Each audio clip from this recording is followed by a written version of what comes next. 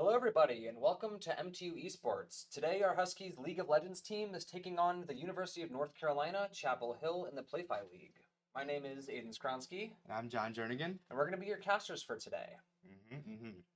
So, up on the docket this week with our schedule, we've had Thursday's Valorant team taking on Columbia College in a disappointing 2-0 loss, which was followed up by another 2-0 against our Super Smash Bros. Team versus Syracuse University. However, not to leave the Michigan Tech team behind, we did manage to squeak out a 2-0 against Wisconsin Eau Claire on Saturday. Yeah.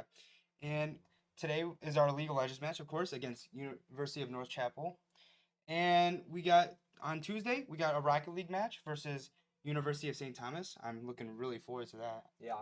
Seeing the new team play. And on Wednesday, we got an Overwatch 2 match versus Kennesaw State University. Always a pleasure to watch them play. Very high level. Going on, other than just the games today, we have a couple things coming up for Michigan Technological University students in particular. Tomorrow, Tuesday, is career fair, so if you don't have your resume prepared or printed out, make sure you do that. Make sure you also stop by the printing center to get your name tags before career fair starts. I went on Friday. That was nice. Yeah. No line. Yeah, there's going to be a big line tomorrow. I still got to get mine, but Oof. just a couple minutes here, ladies and gentlemen, before we get into the actual match, getting everything set up down below as teams get coordinated and we get ready for our picks and bans. It's my first time casting League of Legends, so hopefully we'll have a decent stream prepared for all of you. Yeah. I heard you're very knowledgeable at League of Legends. So. Yes, we're lucky to have good people on our League of Legends team. I got taught in a couple hours. Hopefully the basic information I'll need to know would provide an adequate play-by-play, but we're going to leave the in-depth analysis to the tactical mind over here on my right. Oh yeah, the resident gold League of Legend player that locks in the easiest character in the game, per se. Yeah. Yasuo. Yeah. I don't see him much in pro play though, sadly. Unfortunate, but kind of like the Reina of Valorant. Just yeah, basically. Obviously, you're hard carrying your team when it comes to the more It's either your strategic side. It's either you're hard throwing or you're absolutely carrying with that character. I know that you're always carrying. No, no nope. throws in sight here. Yeah, totally. Yeah. Just getting ready here before we hop into the game. Is there anything that you're looking to see today out of our Valorant team or our League of Legends team? Yeah, I'm looking for a masterclass support gameplay from Erica or Crayon. I've queued with her a couple times, and I usually see her in the top lane, but seeing her in the support role gets me very interested. Played a couple bot lane games with her. She carried me. Yeah. I'm also excited for Nugtart or Brandon. That's my goat. To play some jungle. Last year he was top lane, which has been replaced by Craftinator this year. They did a nice little role swap. I'm excited to see how he does in the jungle. Yeah, it certainly is going to be interesting. When I was talking with Brandon last week, actually, about his league gameplay, he was giving me some pretty in-depth tutorials about what to do in the top lane. So it'll be interesting to see how that translates over to playing around in the jungle. Oh, maybe see some team fights as he comes to assist Craftinator in the top lane. Yeah. Back to his old stomping grounds, but should we get right into the action in a couple minutes here. Any agents or champions in particular that you're looking for? I want to see Yasuo played, but that's very biased to me. Yeah. But I want to see a very dive heavy comp, like dive them towers, get all the kills, build up that big money lead. Yeah. Maybe get a 2-0. I'd like to see that. 2-0 would be nice. MTU is known for those team fights after all, so. How about those Valorant team fights? Those Valorant team fights you were watching? Oh yeah, I was watching. Oh, I wasn't playing. Yeah, you definitely weren't playing last Thursday. That was unfortunate, but sometimes you got to give a win over to not appear too overconfident. Yep. Yeah, we got kind of rolled, but I think we're gonna come back stronger next week. Well, this week actually. We'll have 3 weeks of playing together under our belt now instead of 2. So 50% more. That's what you can expect out of us. Yeah. Get more than 7 rounds. More than 7 rounds. Yeah, total. Got 6. Disappointing. Unfortunate. Luckily, though, we got a league team that can provide a better showcase of what our esports program is capable of than the Valorant team. So, should be looking pretty good here. I'm excited for this to get underway. Do you know anything about UNCC? All I know is they got some long usernames. Yeah, so we're gonna be abbreviating a little bit here when we get into the player selection and the player introductions, but should be a not too tough for our MTU team. I go through them. I think we should go through them here. All So right. we got Justin or JJ the local nerd. So that's a little too long for me. I'm gonna abbreviate that one to JJ. Got Brian or Coffee is my life. We're just gonna call him Coffee. Got Raymond with cooked rice as his username. Mm-hmm. I love rice. Not surprising. And we got Adarsh with echoing bloom. And we got Cindy with eye candy. They're going to be facing off against our 5 players from the MTU team. So in the top lane, we have Griffin, known as Music Tabs. We have Craftinator in the bottom lane. In the mid lane, we're going to have Echo going as Sunless. In the jungle, Brandon, my goat, Nugtart, is going to be fighting for those minions. And as support, as we mentioned earlier, we have Erica going by Cran in game. So a lot less of a mouthful for us to be pronouncing here. Oh yeah. I just noticed like Echo are sunless Yeah. Echo, and they have echoing bloom from Adarsh. Oh, Kind of a resemblance there. yeah, some connections that we've Maybe they know made each on a other. whim. Obviously, I'll have my money on our Echo though, Yeah, because I've seen what he can do, and I would not want to be on the. yeah. They've been in the lab. They've been grinding real hard for this year, and ever since their tough loss at the tournament last year, Yeah. I've been seeing some hard effort from them, and I'm hoping to see a good payoff this week. Yeah. Who do you think of our players is most likely to get a penta today? I'm thinking Brandon or Nugtart is going to get that penta kill today. Yeah, he feels like maybe joining in one of those team fights and he just turns into Faker Oh, for, yeah. for a couple of minutes there. Mm-hmm. I mean, obviously he always plays like him, but just showing Faker with the next evolution in his gameplay could potentially be. I heard he also benches 405. Yeah. So So he's a jack of all trades. opponent on and off the desktop. The menace on and off the desktop, you could say. Yeah. Put me to shame in the lifting. But should just be a brief moment here before we get into the map pick and bans. Looks like the different players in each of the teams are starting to join into the lobby together, which means that we should be seeing champion selects coming in pretty soon. Hopefully not too much longer for you folks. Anything else interesting happening on campus that you feel like we should bring up? Besides the Valorant game next Thursday, of course, most important event this year. We had some homecoming. We had homecoming for. That is true. We MTU did have last week. homecoming. Did you do anything for homecoming? Nah, you know me. Yes, that scares me. I have to walk across the grass in order to get up to the homecoming location, so I decided that it wasn't in my best interest to go out there. But luckily, confined within these sterile walls, I can talk about what I am good at, and that is video games. Yeah. Never heard of video games before. Cringe interaction with other people. What about you? Anything you've done recently? I was sick recently, so I missed a couple days of class. Unfortunate. Not enough to get an excused absence. Those are hard to come by. Yeah. How you been liking East Hall? Have you checked out the dorms yet?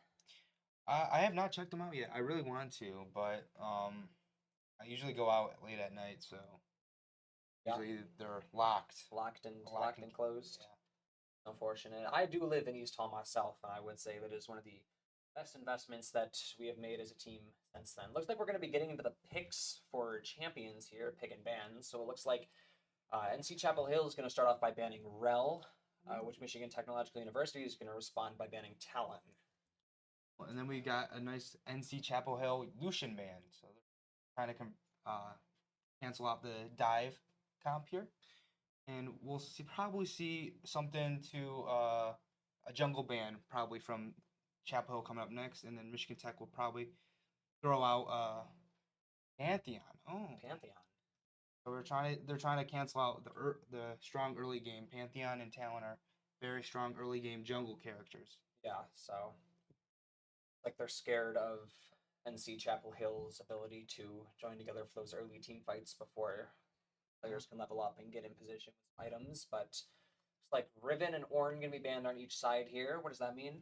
Ornn is a big team fight tank. Lots of crowd control, which is taking people out of the fight, keeping them locked and keyed, stunned, Yeah, keeping them and locked stuff. down. Yep. And Riven, it's just a very strong brawler in lane. Can really combat the dive and also can dive really well herself. Yeah, so NC Chapel Hill looking like a big dive team here. Obviously, Michigan Tech going to be trying to counterpick that, prevent them from getting in spots where they're caught unaware and unable to respond. Like the first pick is going to be coming in for NC Chapel Hill. It's going to be Zinshao, followed up by Trundle for Michigan Tech. Interesting pick because Zinzao recently got a visual rework. Looks pretty cool. Yeah. But Trundle is very good into Zinzao because Zinzao does not build many resistances, so it's just base health. Trundle is able to shred through that health very fast. Yes. And those are two jungle picks. It could also be a top pick for Michigan Tech on the Trundle, but Trundle's very strong in the jungle right now. Yeah, pretty good at farming up and getting that early game mix. Interesting. We got the Nautilus support pick. Could also be Nautilus jungle, but yeah, Nautilus support, and we got a Sivir bot lane pick to combat the CC from Michigan Tech's Trundle and Nautilus. For a little bit of counter pick instead of potentially applying the strengths there, but Chapel Hill potentially worried about Michigan Tech could get online if they get together for some of those team fights and go for some early dives. Sivir is very strong in those team fights because she has the ability to block CC abilities or stuns, keep her in the fight longer. Looks like they're picking Mbessa here to combat the dive and be more strong in lane. Chapel Hill looks like to be doing a more scaling comp to be stronger in the late game. And it looks like Michigan Tech right now is starting to build towards a very early game team fight build. Try to come together pretty early. Yeah, so Michigan Tech we might see as we get into the game here, some of that early game aggression coming in, trying to capitalize on the strengths of their characters before Chapel Hill can get those late game items and abilities rolling. Like Scion is going to be picked for Michigan Tech. Great pick into Mbessa. Mbessa doesn't have much tank shred, which Scion is a very scaly tank, builds health and resistances, and Mbessa does not have that much damage into that. No max health shred, no. Yeah, going to be hard to whittle that down.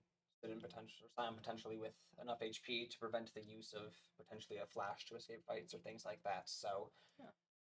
A good counter pick coming out from Michigan Tech, knowing exactly what the strengths and weaknesses are going to be. We're going to get bands of Hui and Victor coming in from each side respectively, and then Michigan Tech going to be banning Syndra with NC Chapel Hill following up with the final ban of this map, which is going to be Corky. Okay. We got 3 mid lane, possibly 4 mid lane bans. Those all 4 of them are very scaly champions.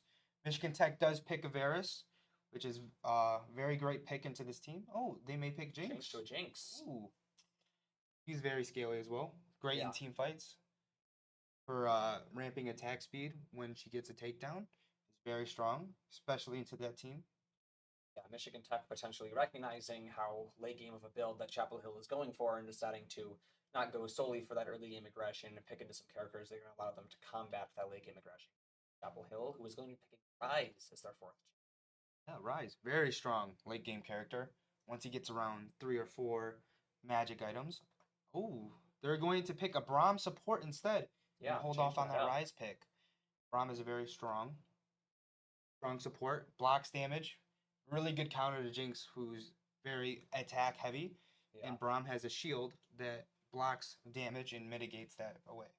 Yeah, it looks like there's going to be the Rise coming in as the 5th pick. Ooh, maybe a change to a Silas. Potentially deciding not to go with that Rise. Interesting pick because Silas is a very early game brawler, and since they kind of stance themselves towards a late game build, it's interesting for them to go Silas for that early potential. But he's also very good late game because he's able to steal the other team's Michigan Tech's ultimates away from them and use them to his advantage, which is counterpicked by the Galio. Galio is a very strong magic tank. He kind of counters Silas, so it's going to be an interesting lane to see. Yeah, interesting to see right at the end there, Chapel Hill pivoting away from that fully late game build that they were going for, potentially worried about Michigan Tech's ability to get a lot of these early items online and have that early stopping power, potentially being able to overwhelm and take a turret or two near the start of the game before potentially Chapel Hill would be expecting it to come through, opting into not just that completely late game ramping, but Mm-hmm. Michigan Tech also recognizing the weakness that they could potentially have with those geared towards that early game ramp up, taking into the Jinx and Galio as we go off the end there to have some of that sustained DPS and abilities throughout the entire match. Totally, totally agree that we might see some early fighting down in the bot lane, but Sivir does rely on a lot of farm, get the Yeah. one to two, maybe three items before being able to be like a full character, in my opinion. Yeah.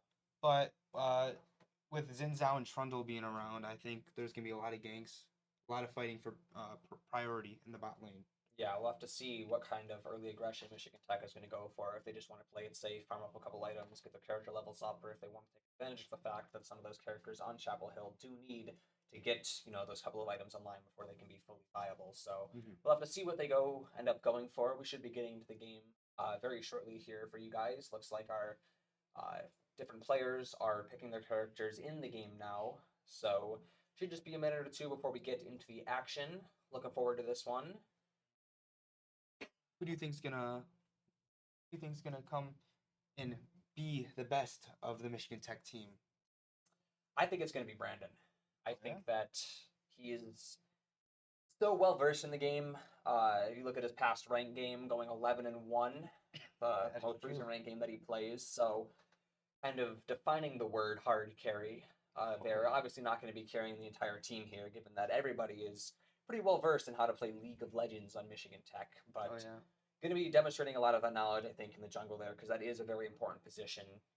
Not being on the back end of farming in the jungle is going to take away your ability to go for a lot of those team fights, those 2v1s in the bottom and top lanes. So hopefully we'll see some good performances out of him. But based on everything we've seen so far and the games they've played during the off season on their rank tracker and everything, it should hopefully be no big deal for him. Yeah, totally. We're waiting to get into the action here. We just want to remind you all to subscribe, whether you're on Twitch, to drop a follow or subscribe to the YouTube channel and potentially like the live stream here. Always helps with our outreach and reminds you whenever we go live so you can watch those Rocket League, Valorant, whatever games are going to be coming up later in this week.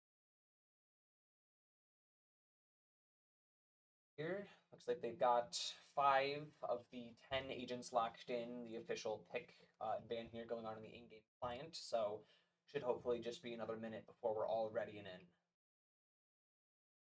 Very excited to get into the action here. Who do you think your favorite character is on the screen? From On your the screen, yeah. based on just since I don't really know a lot of the champions, based on pictures alone, it'd probably have to be Civ.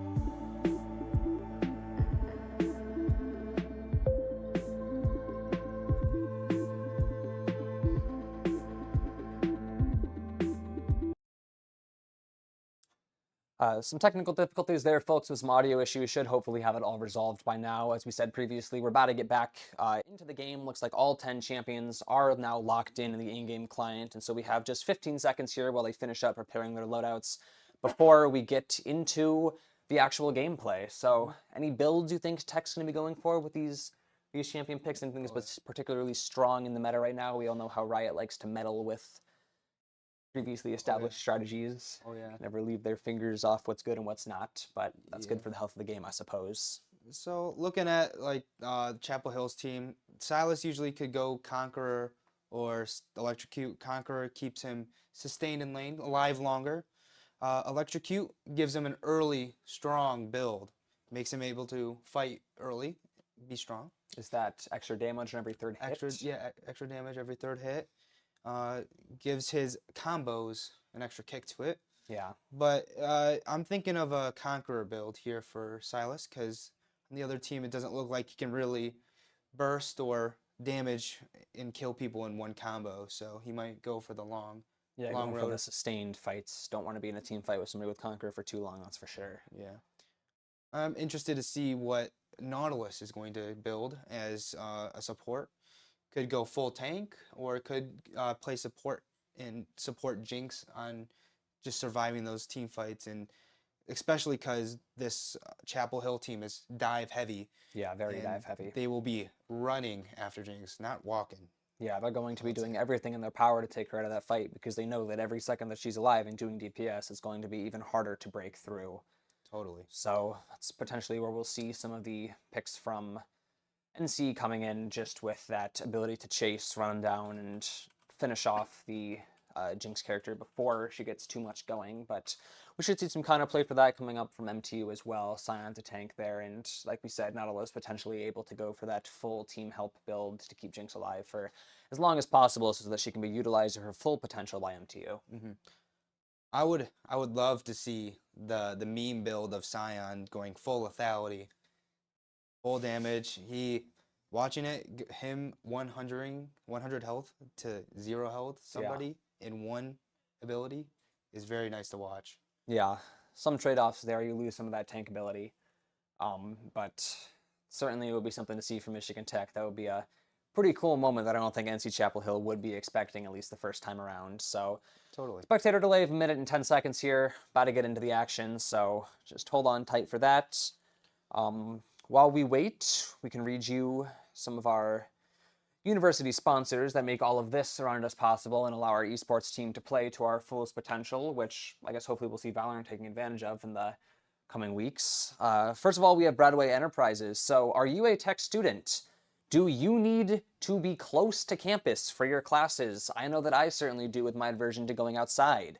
We have places for that. Find your perfect location and live where you want to live at houghtonforrent.com.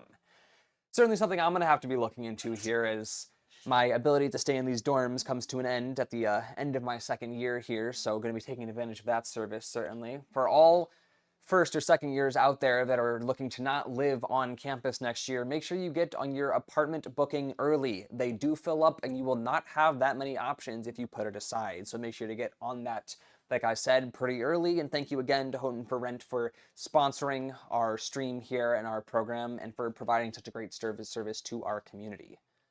It's like a spectator delay of 2 seconds, 1 second, and we should be getting into the game in a brief moment here, waiting for this first match to be coming in.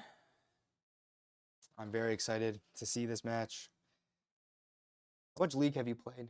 How much League have I played? Yeah. So I was actually champion for 3 seasons in a row Oh. in not League of Legends. I've never played League of Legends, but like I said earlier on, we have great people on our Valorant team who have sat down with me, or on our League team that have sat down with me to explain to me the basics and get me some of that knowledge so that I can hopefully provide a good cast for all of you out there today. Excellent.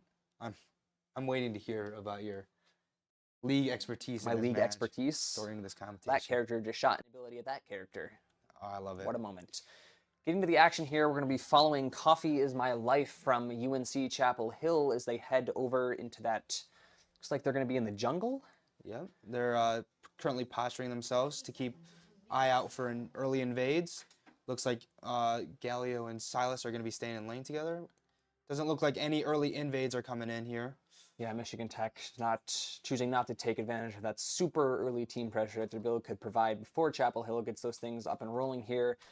Just choosing to play out the game normally and wait for some of these minions spawn. We see the last moment of amicability between the both teams there in that mid lane before the actual fight will begin for this first map of League of Legends.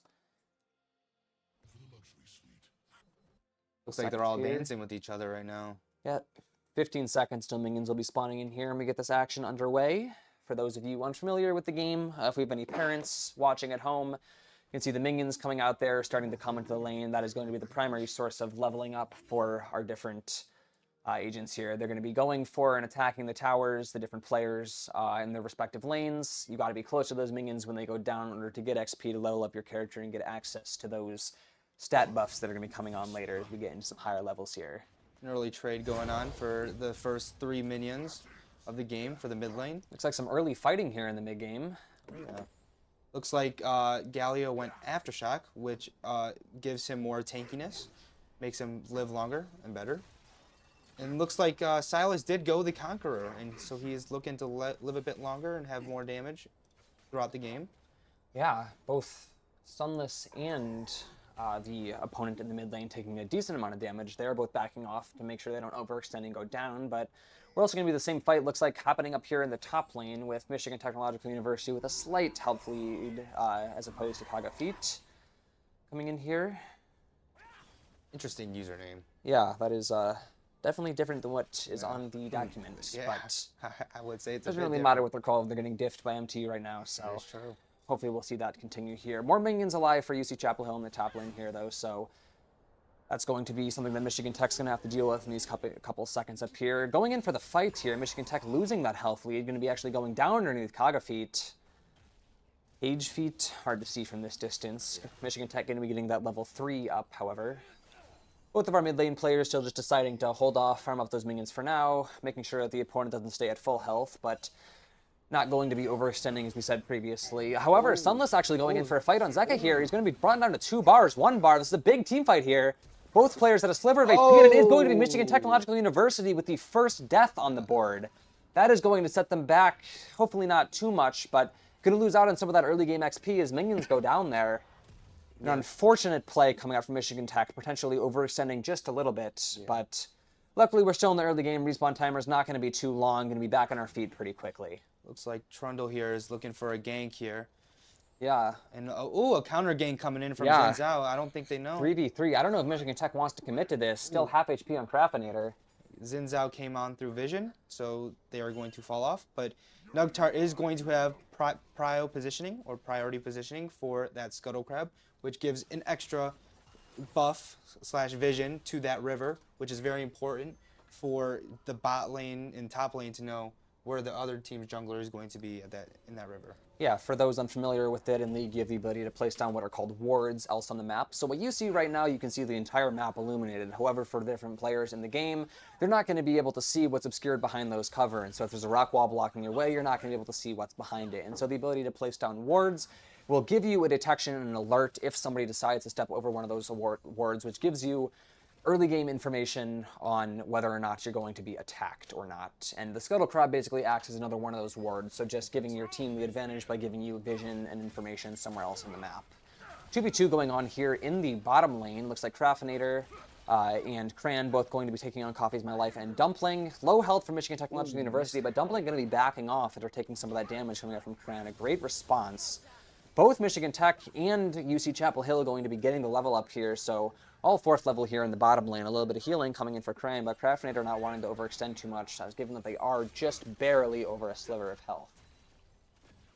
Yeah, it's not a very good trade, especially with the minions right under their tower. So if they do lose this fight and they die, they will lose a lot of XP and money from these minions that are going to crash under their tower. Yeah, UC Chapel here, you can see they're probing. They want to take down these minions and they want to do this damage to MTU, but they're not healthy either, and so they don't want to overextend and potentially give Michigan Tech the lead here by offering themselves up as a sacrifice.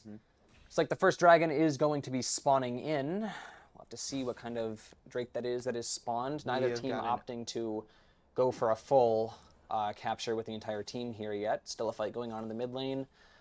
Looks like Sunless getting back. We can see here still going to be at level 5, and with the amount of XP there, not really going to be at that much of a disadvantage. Not a very good trade for our Sunless there. Yeah, he's going to be losing a lot of health. Looks like Michigan Tech. Ooh, Wow. Craftinator actually going to be slaying Coffee Is My Life. And it's going to be a kill. double for Craftinator coming down in the bottom lane here with Dumpling. That's going to be a lot of XP that UC Chapel Hill is going to be losing out on with those minions, and potentially the ability for Michigan Tech to extend and take some of that plating off one of those turrets as well. I think the Michigan Tech is going to be going for the dragon here. They get extra priority, and they don't have to worry about their bot laners coming and fighting them on that dragon while they take it. Yeah, it looks like they are going to be actually going for that dragon here. So that's going to be Craftinator, Cran, and Nugtard all gearing up for a 3-person on the dragon. Doesn't look like there's going to be any UC Chapel Hill members in sight, so no opportunity for a steal here. And that is going to give Michigan Technological University the Ocean Drake. Sweet. Gives them an extra tanky buff. I think it's like extra health and health regen. And looks like we're putting a control ward, or a pink ward is what they would call it, and it exposes the other team's vision if it's in that bush. For example, that bush they put it in, there was a ward of the other teams in there. Yeah, they were able to get seen because of that. Yep, and they were able to take it for an extra money and to get rid of their vision. Yeah, so the Ocean Drake buff is going to give Michigan Technological University extra mana regen and extra health regen when out of combat. So when they're in those big brawls, you're not going to see it really coming in, but when both teams decide to take a step back and reset, Michigan Tech is going to be able to reset faster now because they do have that buff. Like a bit of a fight going on in the top lane here between Music Tabs and Kage Feet. Like Michigan Tech not really getting a lot out of this fight yet. However, the stun on Kage is going to be pretty good. Kage having the health advantage, but still deciding to actually back off, not wanting to overcommit too much of that fight. Not wanting to follow up on the back lane. Yes, a gank coming in here from Nugtart. The public execution coming in for the ult of Mbessa. A missed flash from Mbessa. That's a big blunder. That will be on cooldown for another 5 minutes. And it looks like UNC is going for Grubs Prio. Looks like they're going to have to back off because they lost their Mbessa, which is very, very, very bad for UNC. But very good for MTU, and which is, we like that. Yeah, we do like that. A lot. Looks like Nautilus and Baram made a roam up top to get that priority. So, and it looks like in the bottom lane right now, Jinx has slammed Sivir underneath the towers. Yeah, that's going to be a pretty big fight coming in there. It's like Michigan Tech going to be taking the Void Grubs. Oh, yeah. Is going to be decently important when it comes to fighting over these towers. The Void Grubs can give some buffs to your team. Is always a good thing that you want to go for. Sometimes it can be dangerous to be the team that full fights over them because you give the other team the ability to go for potentially fights on your towers, but given the disarray that UC Chapel Hill had been in, which seems to be continuing, is the bottom lane just gets worse and worse for UC Chapel Hill. It's going to be double kill coming out of Jinx here. Well played. Going to be putting UC Chapel Hill once again on the back foot. They cannot catch a break in that bottom hill, or in the bottom lane there. Yeah, that was very well played by Craftinator there. He perfectly played that. Spaced his abilities really nice. And great peel from our Nautilus there. Yeah, completely locking down UC Chapel Hill in that bottom lane, just giving them no opportunity to be able to come out and take any advantage. Looks like it's going to be a channel back to base here coming from one of the Michigan Tech players. Going back. Still not a lot of action in our mid lane. Haven't seen a lot of huge fights here. Both teams are evenly matched from what we can see. Both going to be at level 8. For those unfamiliar with the game, again, you're going to see as these characters get higher in level, they're going to get more ticks on their health bar, which is going to be representative of more health so they can withstand more damage taken, as well as some other passive buffs that are dependent on characters. And I'm sure John could spend a couple hours talking about, but we won't bore you with those details right now. And it looks like Craftinator finished his first item. This will give him a huge lead, especially because this item in particular is a scaling item. So the longer he holds on to that item, the more max potential it is, and getting it really early will help him max it out really, really well. What item in particular did he grab? He grabbed the Yuntal Wild Arrows. And what does that do? So it gives a huge buff to attack damage and attack speed, but its hidden passive allows you to build up crit, and crit it enhances the damage that you do to the opponent, and since it's an all-in-one ability, so it gives attack speed, and critical. Most items don't do that, and it's a very scaling item because you have to hit people in order to build up this critical damage. Yeah, Michigan Tech going into that scaling item, potentially looking for ways that they can counterplay the late-game aggression and scaling that Chapel Hill is going to have out of their Asian picks, going to some items that they can get online early to compensate for some of that potential weaker late game coming out of some of their champions. Not too much action going on right here. We're going to see Craftinator and Cran still going around the bottom lane. Your support, both still fighting. Dumpling and Coffee is my life from UC Chapel Hill. Looks like Drake is spawning in about 10 seconds here, and wondering who's going to make the first move. It looks like Michigan Tech's going to make the first move onto the Silas. Pushes him back so our Galio can push out the lane. Looks like the other UNC's jungler is going to make his way down to the bot side, but he's going to clear his camps first. Yeah, making sure you get that XP online, potentially gearing up for a fight here, depending on if both teams want to contest the Drake that is going to be spawning here. Looks like, is that going to be a Fire Drake? It is an Infernal Drake, Infernal yes. Drake, yes. It's like both teams, Michigan Tech going in for the initial damage, but UC Chapel Hill, all four of them grouping up, potentially trying to come for a steal on this one, but it is going to be Michigan Tech getting it, but this is a big team fight here. Craftinator getting locked down at the top, Cran going to be taken down by UC Chapel Hill, but going to be fighting back as this 2v2 now comes in with another third coming from UC Chapel Hill. Krispy Kreme, all people low right now. Looks like Michigan Tech is going to be looking for just a way to escape. Nugtar looks like they're going to have to be wasting their flash there to be able to escape without losing any more abilities. Michigan Tech now going to be channeling back. Potentially not a great team fight, but they are going to be walking away with the Infernal Drake, so not everything is going to be bad for them. Yeah, it was a decent play. I would say maybe it was not the best because, of course, Craftinator had a shutdown. A shutdown or a bounty is increased amount of gold if they get killed, and that gives an extra money boost to whoever kills them. It was, of course, the jungler Krispy Kreme or Xin Zhao, and helps them get back in the game a bit more than on what they're behind. But this Drake, stacking Drakes, is really good for us. Yeah, so the Infernal Drake seems to grant a team greater resistance to the effects of crowd control, as well as greater effectiveness when they receive healing or shielding effects. So potentially emboldening the ability that Erica support is going to be able to provide there, putting a little bit more value into that character is any passive buffs, especially that she can give to things like Jinx, are going to be more valuable here.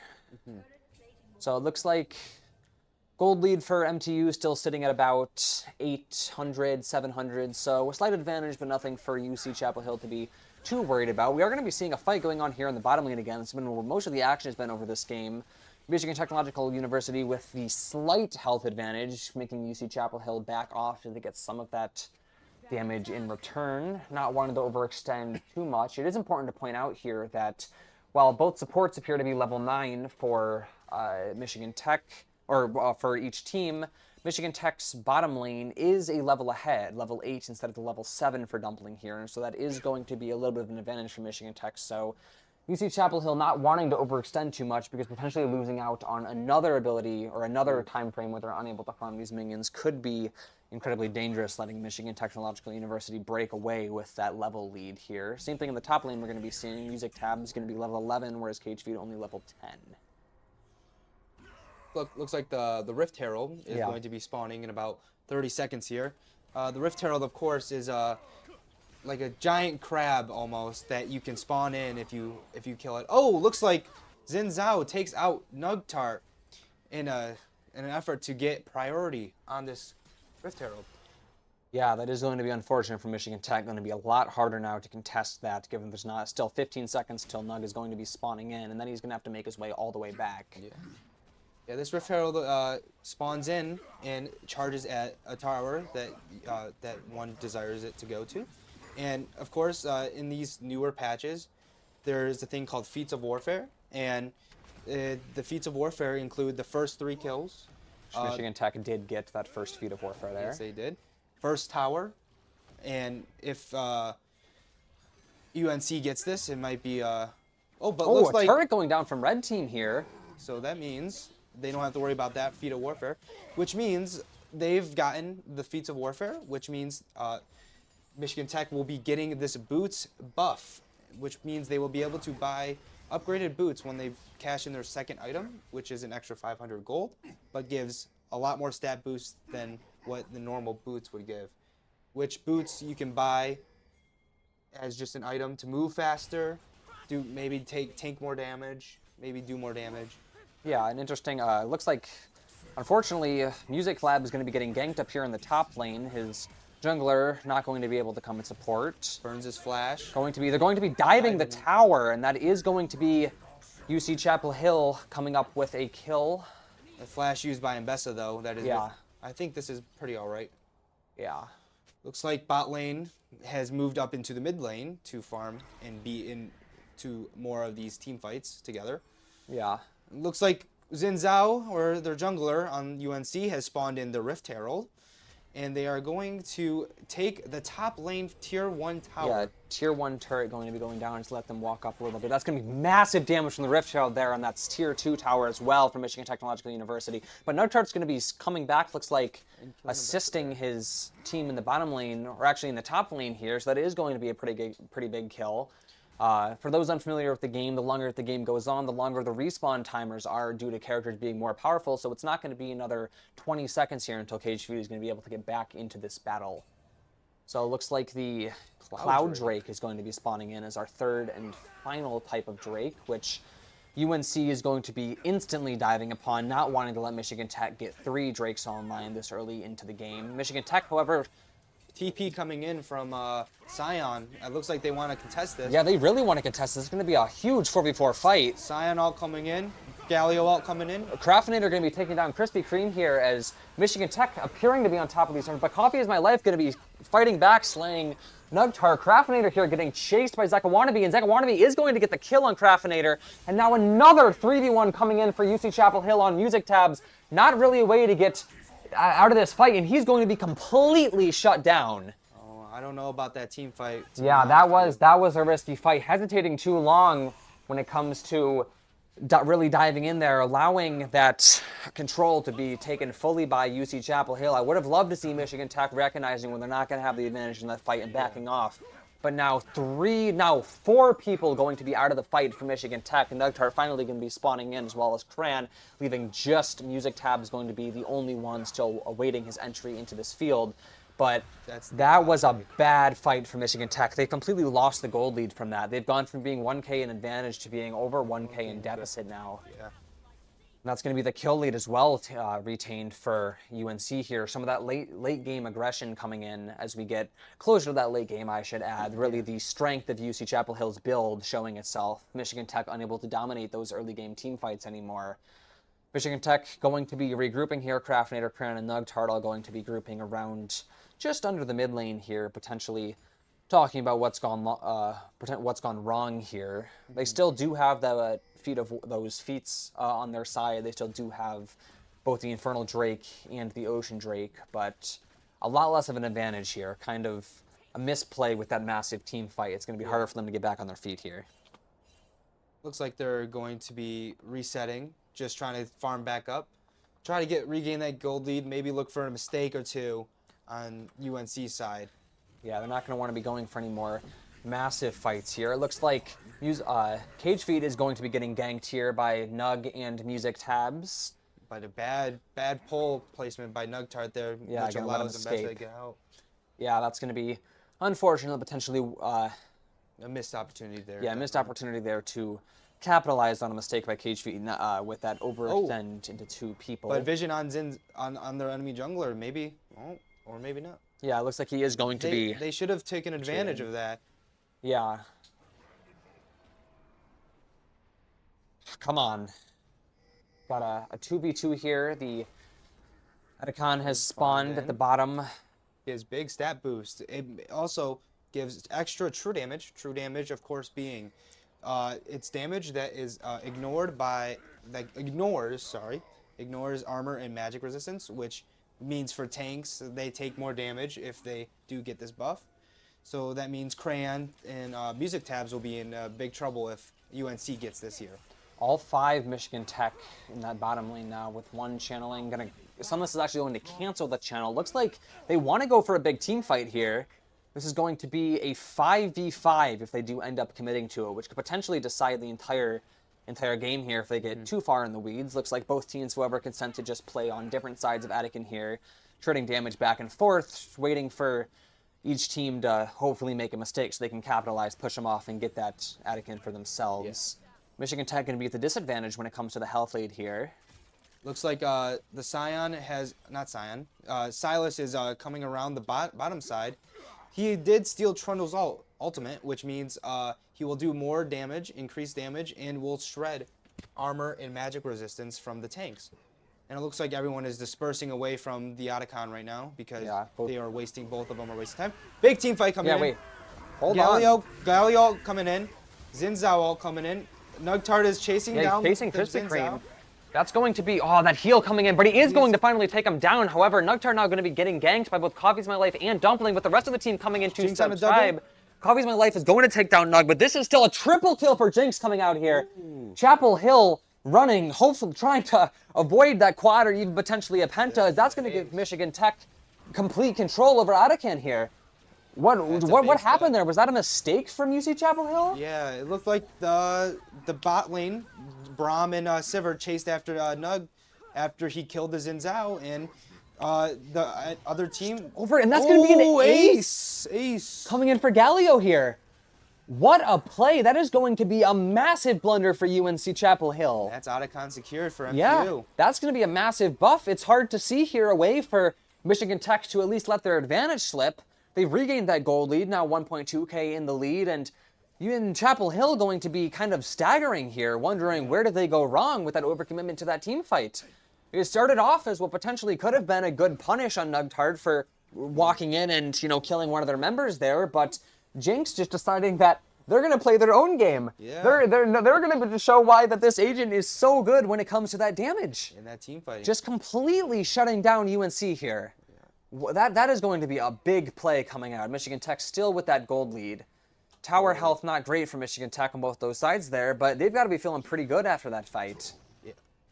Now that top lane, Kagafeet going to be engaging Sunless. Sunless going to be chasing after Kagafeet here. It's going to be a pretty good damage trade for both sides. Sunless is starting not to go for the overcommitment. Instead, Kagafeet just going to be farming up some of that minion XP. Looks like Musetab's just having a nice little farm down in the bot lane right now. Yeah, turn on some Zen music and you can be meditating right now there. Yeah, Brain Off just taking down some of that minion XP. It looks like 3 members of UNC are going to be regrouping here around the mid lane. 4 of them. Are they grouping up for a team fight? What are they going for here? This is... Right now, the Cloud Drake is up again. This is our 4th Drake of the game. 2 Drakes in favor of MTU. Looks like a punish on Braum. Braum flashes away. Galio coming in. Pushing Michigan Tech. Dumpling going to be surviving here on a sliver of HP, but Michigan Tech wants to brawl. They want to go in for this. Cran's going to get the first kill on Zeka Wannabe, but UNC's coming in for the punish. Crispy going to be slaying Cran, but a shut down coming in from Abessa there onto Jinx, but Nugtard going to be coming back on Crispy and Galio. Stunless on a Galio. Again, Music Tab slaying Dumpling. This is once again a team fight, not going the way of UNC. Wondering where they went wrong. This is going to be an ace coming in for MTU, and they're going to be now full control over this Cloud Drake. UNC could just not get a handle on their team fights today, overextending. It starts off as honest intentions, wanting to punish Michigan Tech for their attacks on some of their members, but they're just unable to do that follow-up. Jinx, Galio, it doesn't matter which member you're picking from MTU, they all have the ability to completely shut down UNC in these team fights. Oh, yeah. Is it miscoordination, John? What do you think is going on for UNC here? Why are they unable to commit to these team fights and come out on top? I think it's just Craftinator being so slippery. He's been able to control these team fights.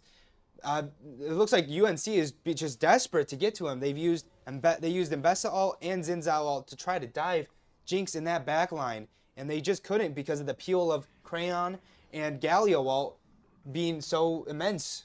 And they punished the Braum, so the Braum couldn't give that CC and damage blocking that they needed in order to take out that Jinx. Yeah, for in layman's terms that I can understand, basically what that stands there is, since Braum is a character that is supposed to be providing shielding and other passive buffs for UNC so that they can't be damaged by some of those abilities from MTU, MTU diving the Braum means that Braum is unable to focus on providing those buffs to his team, and so it leaves their entire team susceptible to getting hit by those things. Baron Nashor is spawned in at 25 minutes. Nugtart looking onto Silas here. Great pull. Yeah, it's going to be a gank coming in here. Huge healing from Silas, but however, it's a 2v1. Alive, and Nugtard is going to be getting that killing spree after that damage in the top lane there. It looks like a 3v2, a 3v3 now actually coming from Michigan Tech, wanting to punish their advantage, seeing that, a shutdown here on the UNC could potentially give them the game. Nautilus all coming in. Jinx shuts him down.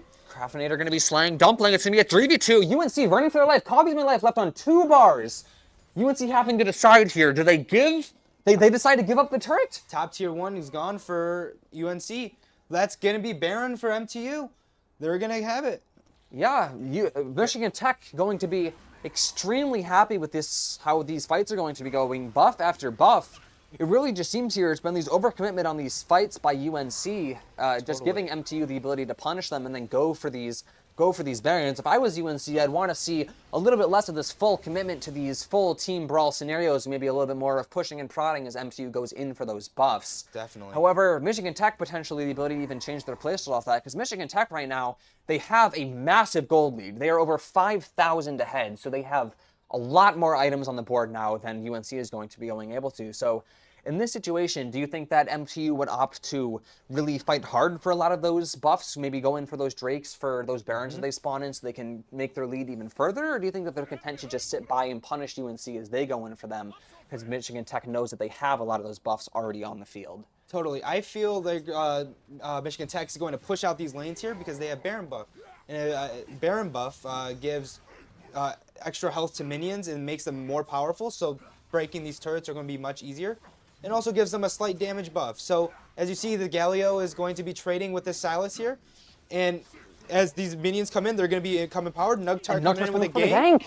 And an easy kill for... It's going to be a complete Nugtar. shutdown there. Oh, a yeah. shutdown coming on to second Wannabe. That's going to be a 45-second respawn timer. Looks like... Ooh, Mbessa ult missed. Trying to get it onto Craftinator. Good fancy feat from him. Explain to me what that Mbessa ult does, John. So the Mbessa ult... that line you see, it puts them in the opposing team in the air.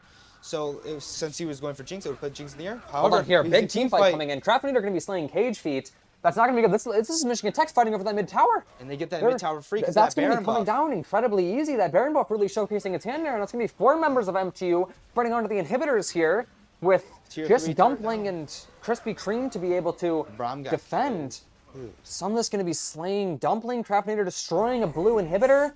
This could be game. Dianol coming in. What is UNC going to be able to do? It's going to be a 2v5, a 3v5, another turret going down here, a blue turret going to be destroyed, and Michigan Tech just seems unstoppable. All those buffs that they've accumulated over the entire game, it's going to be a double kill for Jinx, and UNC just doesn't know what to do. They have no response. They don't have those buffs. They don't have those items. Michigan Tech over 10k in the gold lead here, and that's going to be game.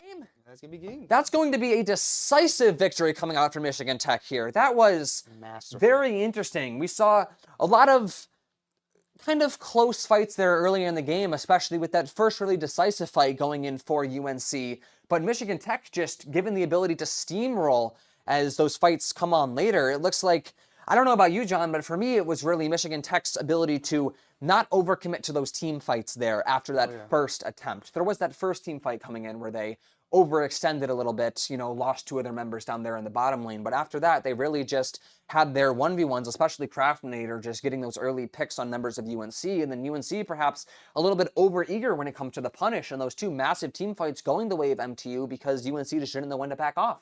Yeah, totally. I feel that Michigan Tech really took advantage of that early gold lead that Jinx accumulated from that early double kill. Yeah. They were able to ramp her up, get her item early, and absolutely steamroll these team fights and play around Craftinator there.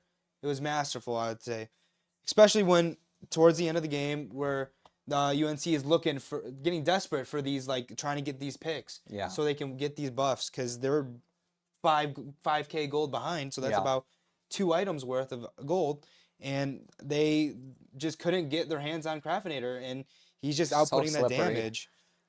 Yeah, a lot of that support coming in there to keep him alive.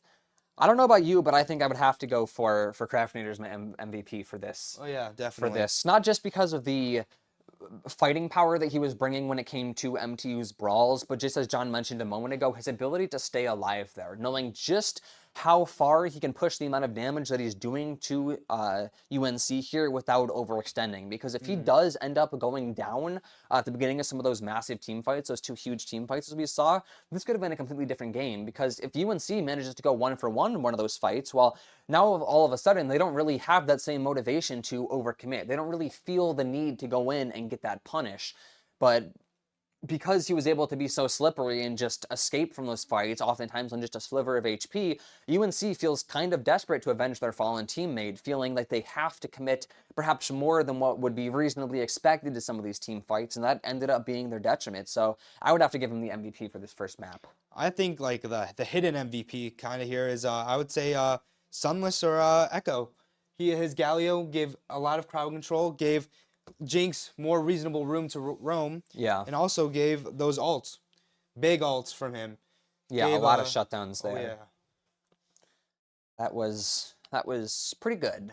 We're going to be just in a brief waiting period here while we wait for match 2 to begin. Both teams going to have the ability to pick and ban some different champions. So I have to wonder if UNC is going to be avoiding that same team composition they went for last time, because as we saw there, they did go in for that very late game heavy builds, the ability to ramp up a lot of their items at the end and potentially steamroll MTU as we get into those final couple of minutes of the match. But that really didn't work out for them. It seemed like Michigan Tech's response to their build, really trying to strengthen their early game presence, was what kind of won them that game, because UNC's build was entirely about getting those early game advantages, but not too far, just kind of holding their own for the early game, I should say, until they get right at the end there and they're able to push massive buffs on a lot of their brawlers.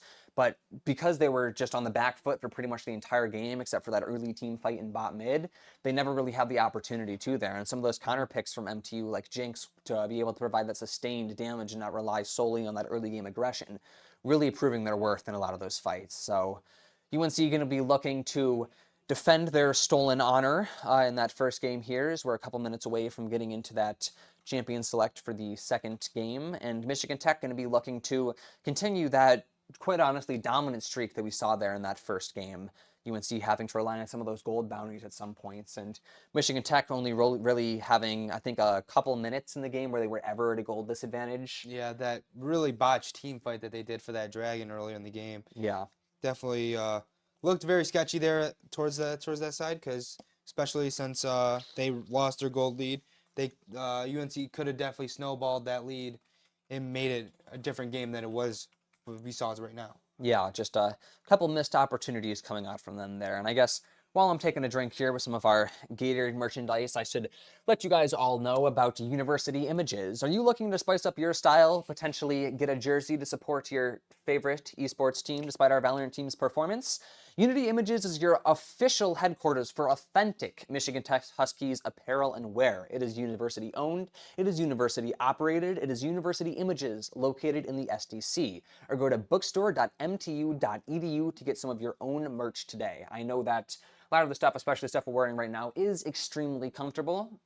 Hopefully to not inflate my ego a little bit, I do think that it looks very stylish. I think you look really good in that jersey, John. I appreciate it. You flatter me.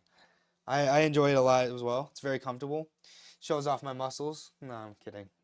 But Yeah, we're gamers. yeah. Except for Yeah, Nug. we're gamers. Nug's got some serious. Nug looks like Yeah. a bodybuilder in this. He These does not look like he uniforms. plays video games.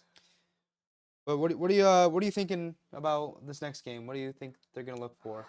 Well, I mean, I had already mentioned that I think that UNC is going to be changing up a lot of their style. I think that knowing how Michigan Tech likes to play those early games now and going for that early game aggression, if they get the same vibe coming out of Michigan Tech again, I think they're going to be going for some more sustained DPS, or even potentially counterpicking into the same early game aggression, so they don't have that back foot at the beginning of the game where they're unable to get their big and powerful characters ramped up for that, second half, last third of the game really coming in. I do want to see, coming out of UNC here, a little bit more decision making when it comes to some of these team fights. I do think that their biggest detriment in that last map, as we stated, was they're just unable to accept that they've had a small loss and back away. A lot of the times when they, took that disadvantage, losing that early first pick in some of those fights, they were unable to accept that and decided to hard commit into a lot of these team fights, which ended up, being what lost them that game. Just the inability to back away and accept that we haven't won this battle, but at least we haven't lost the war. Yeah. For Michigan Tech side, I think I want to see, to be honest, they had some pretty good team fighting there. I think that they had a lot of really good ganking opportunities. I do want to see a little bit more proactiveness out of them when it comes to recognizing when UNC is going on these big fights. I also do want to see potentially a little bit of ult placements. I think Michigan Tech rushing a couple of those ability placements, as you had pointed out, especially near that top lane, a couple missed opportunities to do a 1v2 or a 1v3 gank because of some missed abilities. But overall, a lot of stuff really good showing out of the Huskies here. Yeah. Have a little bit more bad stuff to say if they had lost that game, but it was a pretty dominant performance coming out of map 1, so not too much to point out there. Yeah, I agree with that. Any thoughts about last game? Uh, any thoughts about last game? Yeah. That's a new topic. I don't know. What do you think about last game, John? I think it was a great team play from our MTU. I do think that there were a lot of missed opportunities on punishes, a lot of blunders as well. Even though, and UNC, yes, of course, That's the UNC, college. yeah, UNC didn't really punish it on it. For example, like Nugtart was going for a flank on the Drake, and the team caught it on vision, so they started going for him, and Nugtart did get one trade on the junglers, so the objective was safe. Yeah. However, it could have gone real bad because they could have gone straight for our Jinx and then won that objective pretty easy, but they Yeah. did split themselves and lost the team fight because we all grouped together and took them out one by one. Yeah, it looks like we're going to be getting into the pick and bans here. It looks like it's going to be the same to start off with from both sides. Rel and Orn for NC Chapel Hill, and Talon and Riven again coming in as the bans from Michigan Tech. So explain again why Michigan Tech is banning Talon and Riven here. Talon right now is a very strong jungler. He's able to jump over walls whenever he wants to, except he can't jump over the same wall on a certain amount of cooldown. I think it's like a minute, Yeah. 2 minutes, which is like not that long of a cooldown. Then they got a Jarvan the fourth ban coming in here. It's another jungler ban. Very good in team fights. His ult is very oppressive in team fights, especially tracing down the ADC. Yeah, Michigan Tech potentially realizing that UNC's weakness there was some of that team fighting, and so not wanting to give them an opportunity to pick into some characters that would potentially supplement that weakness. We got a Kaisa ban. Is that how you pronounce that? Yeah, Kaisa. Yep, that is another bot lane pit ban there.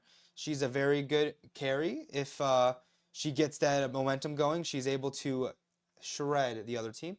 First pick Pantheon. NC Chapel Hill forgot to ban the Pantheon.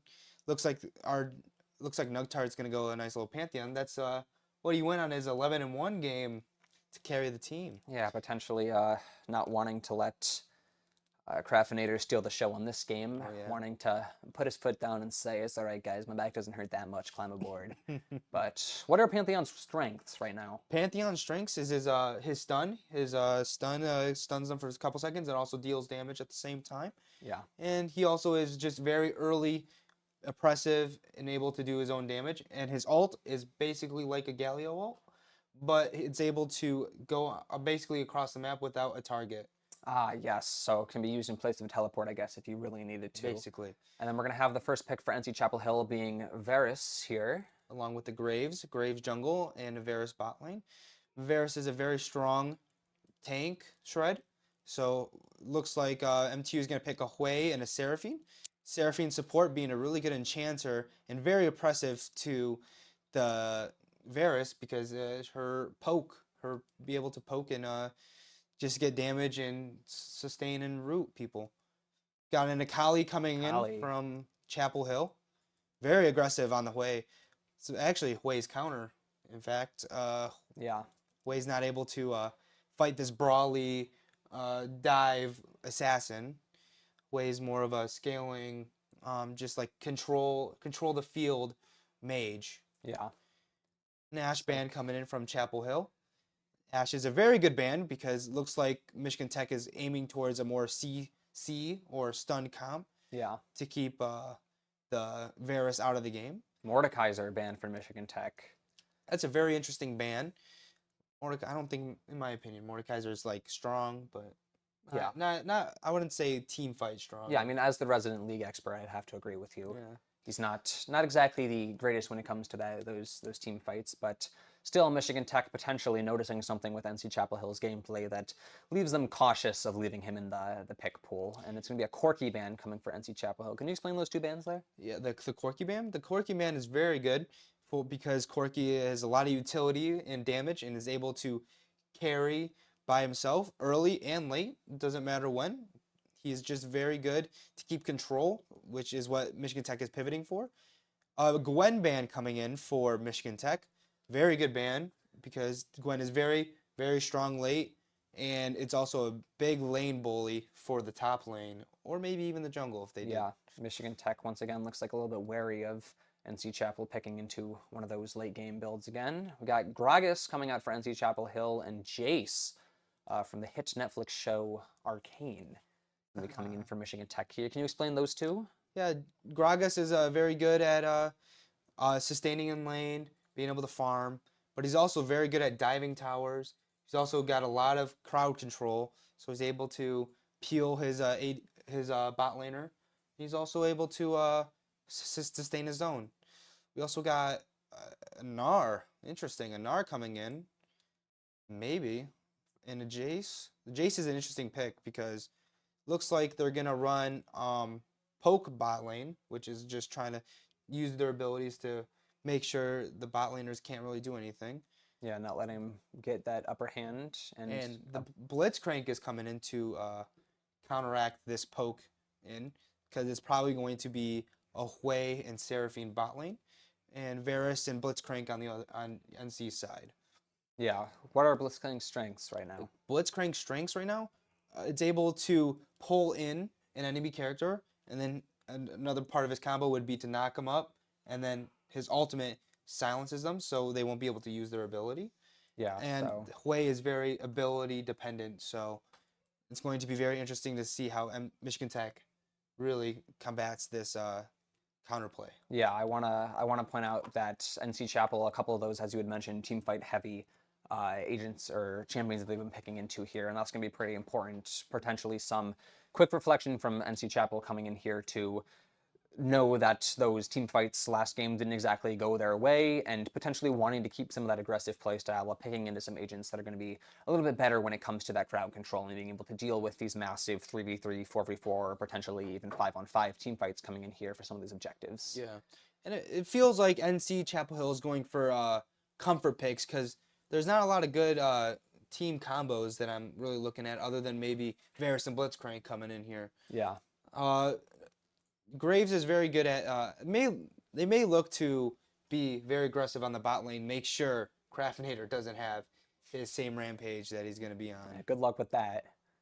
But going to be loading in here pretty soon. We've so far got all of the members in the lobby, and then we're going to have to wait for the picks here coming in and then the spectator delay. So champion picks just starting for them on the server, so that should take a couple minutes. And then, like we said, that spectator delay will be coming in.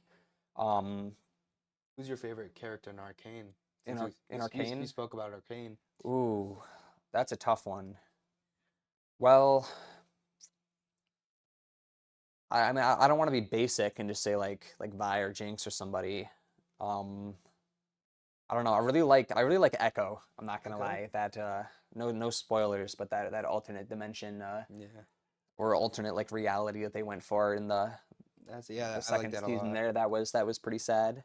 Yeah, looks like I don't know. I feel like Michigan Tech's comp is going to be very dominant over this next one here. Yeah, you think they're just gonna be going for a lot of poke and a lot of buffs on their agents, potentially going for, like you said, keeping NC Chapel Hill at bay, not really letting them get that ramp that they want to be able to get those overpowered monsters online later in the game. So NC Chapel Hill obviously going to be hoping that the opposite is true and that Michigan Tech's poke isn't going to be that great. Obviously, like you said, coming in with that Blitzcrank counter pick to potentially go against Jace, Gnar, Hui, Seraphine, all those agents, but should begin to the action pretty soon here. I think MVP predictions again. Do we have anybody for MTU that we think is going to be taking it this time instead of Craftinator? I'm thinking the Pantheon. The Pantheon? Pantheon is going to go carry this game. Yeah. I think it's looking like a very brawly game again, most likely. I feel that if things go right, this Graves will not have a chance to do anything this game. Yeah, so that's what we're hoping. We're hoping that he gets completely shut down, unable to really have those advantage in that team fights. While we wait for the spectator delay on the stream, ladies and gentlemen, we want to remind you that Pepsi is an official sponsor of Michigan Technological University. As we had mentioned previously, these type of sponsorships are what make all of this possible, give us the opportunity to play the games that we enjoy. And so we got some Pepsi products up here. That's what's going to be keeping us alive during the next couple hours, keeping our players alive down there at the desks. And lucky to have that, some refreshing sustenance after a run in our dining halls. Not everybody has those type of machines. And while you're here, we also want to remind you that did you join our stream late? Do you want to keep up with the rest of MTU Esports? If you want to see things like past VODs, although do not go and watch the Valorant VOD from past Thursday, that was bad. And other future content, be sure to subscribe to our YouTube channel at MTU Esports. Follow us on Twitch, potentially follow us on Twitter, or X, the everything app, as I suppose it's called nowadays, just so you can keep in touch and be able to get notifications and reminders for when events like these are happening. We'd love to have you there. We'd love to have everybody in the streams. It means a lot for our players to be able to see the support coming out from family, friends, and just random people that are tuning in to see what's going on here at Tech. Yeah. So looks like loadouts really coming in here for on the server, and the spectator delay is now going to be set, I believe, to 2 minutes? 3 minutes. So We have to wait 3 minutes. you need here. to go get snacks or anything like that. Make sure you get ready for that. Get ready to get into the action. Get some Pepsi products. Go online. Go book your apartments. Go get your university apparel. Become the #1 MTU stan. What's your? Are you a Detroit Lions fan or are you a Green Bay Packers fan? Am I a Green Bay Packers fan? Well, I'm not. Physical sports are like weird to me. Okay. Like Yeah. it's just video games are such higher skill, obviously, when it comes to the mental aspect. Mhm. Very physical stuff. But I am a Detroit Lions fan. I'm not a Packers fan. I don't really have anything against the Packers, but we let them beat us the other week. Out of the kindness of our heart. But hopefully never again. We're going all the way to the Super Bowl this year. I agree. So anyways, super excited for that. who do you think is gonna get first blooded on this game here? Who do I think is going to get first blooded? Yeah. Let's see here. I think it's going to be Coffee is My Life.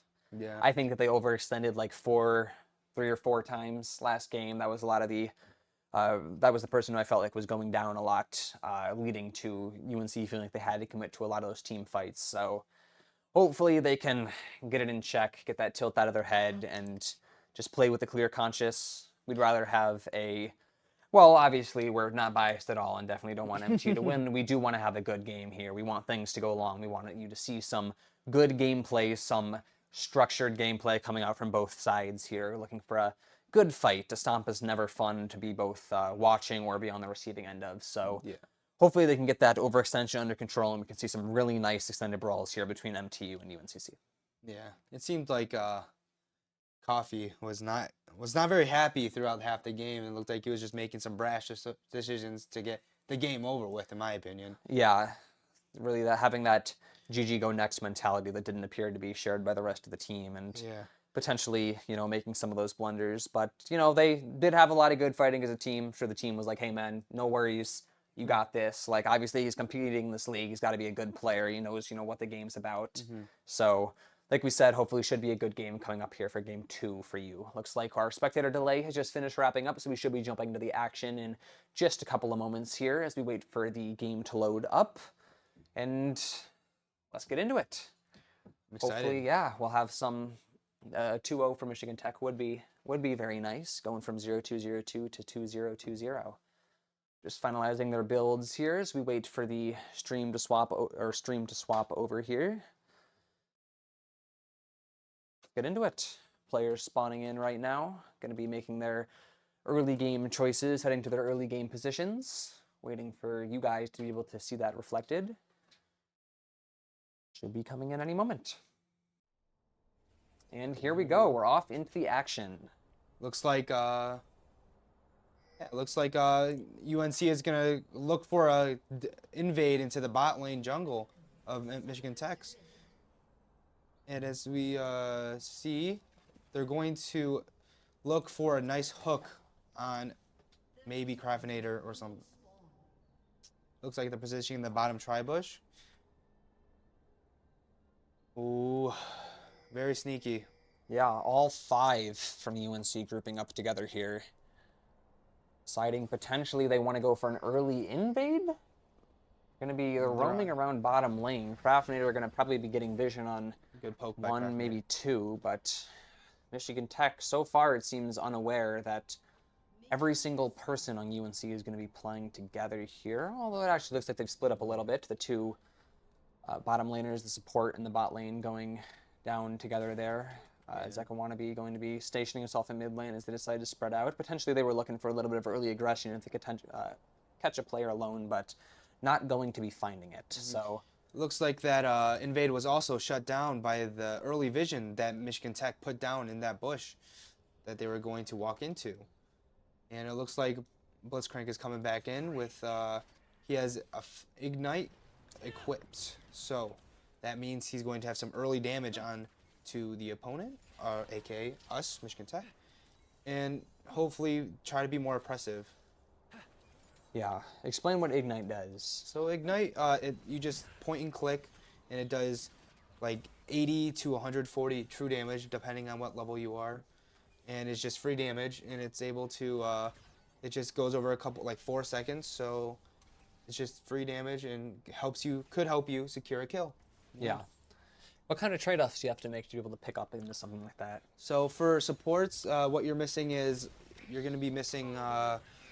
You either would run Ignite or heal. So our Seraphine is running heal. So on press, you heal for a certain amount of health per level. Yeah. And that keeps you in lane longer. And of course, Ignite can be swapped out, which does more damage depending on level. But you lose that heal ability. But you lose that heal ability, yeah. Some good poke for UNC onto MTU here. Craftinator are going to be just above half HP. Be looking for some early penetration coming? No, they're going to be backing off. Coffee is my life and Dumpling deciding to not really commit to this fight. Craftinator still going to be taken down to exactly half here. Gold pretty even for both teams. So both teams just choosing to stall, do a little bit of poke, not really commit to anything early on. Michigan Tech potentially not wanting to go for that bot lane fight as that did not go their way last time. And it looks like we missed something very important on top lane. There was a big trade going on between Music Tabs and Kage Feet, which forces Mr. Kage Feet to use his go back and use his teleport to come back to lane and not miss his XP and gold.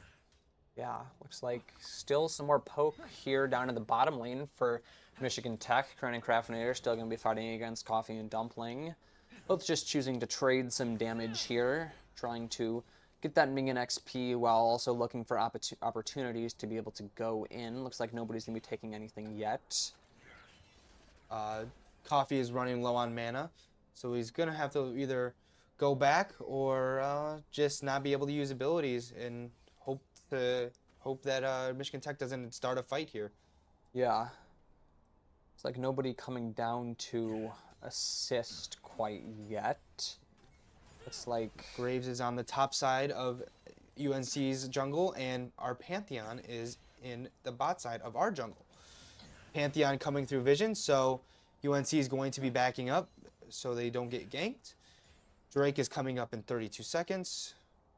Yeah, for those unfamiliar, when they back up towards the towers, when the opposing team is extremely close to them, do heavy damage that scales up over time to the team that the tower does not belong to. And so whenever either team feels like they're getting pressured a little bit, they can back up into the safety of that tower. Big fight here coming, though. You're going to see them trying to retreat towards the towers. We said Flash coming out from both Cran and Coffee is my life. Cran attempting to go for a dive through that tower, but not going to be able to. Craftinator brought down to just 2 bars here. We are going to see the dragon spawn in.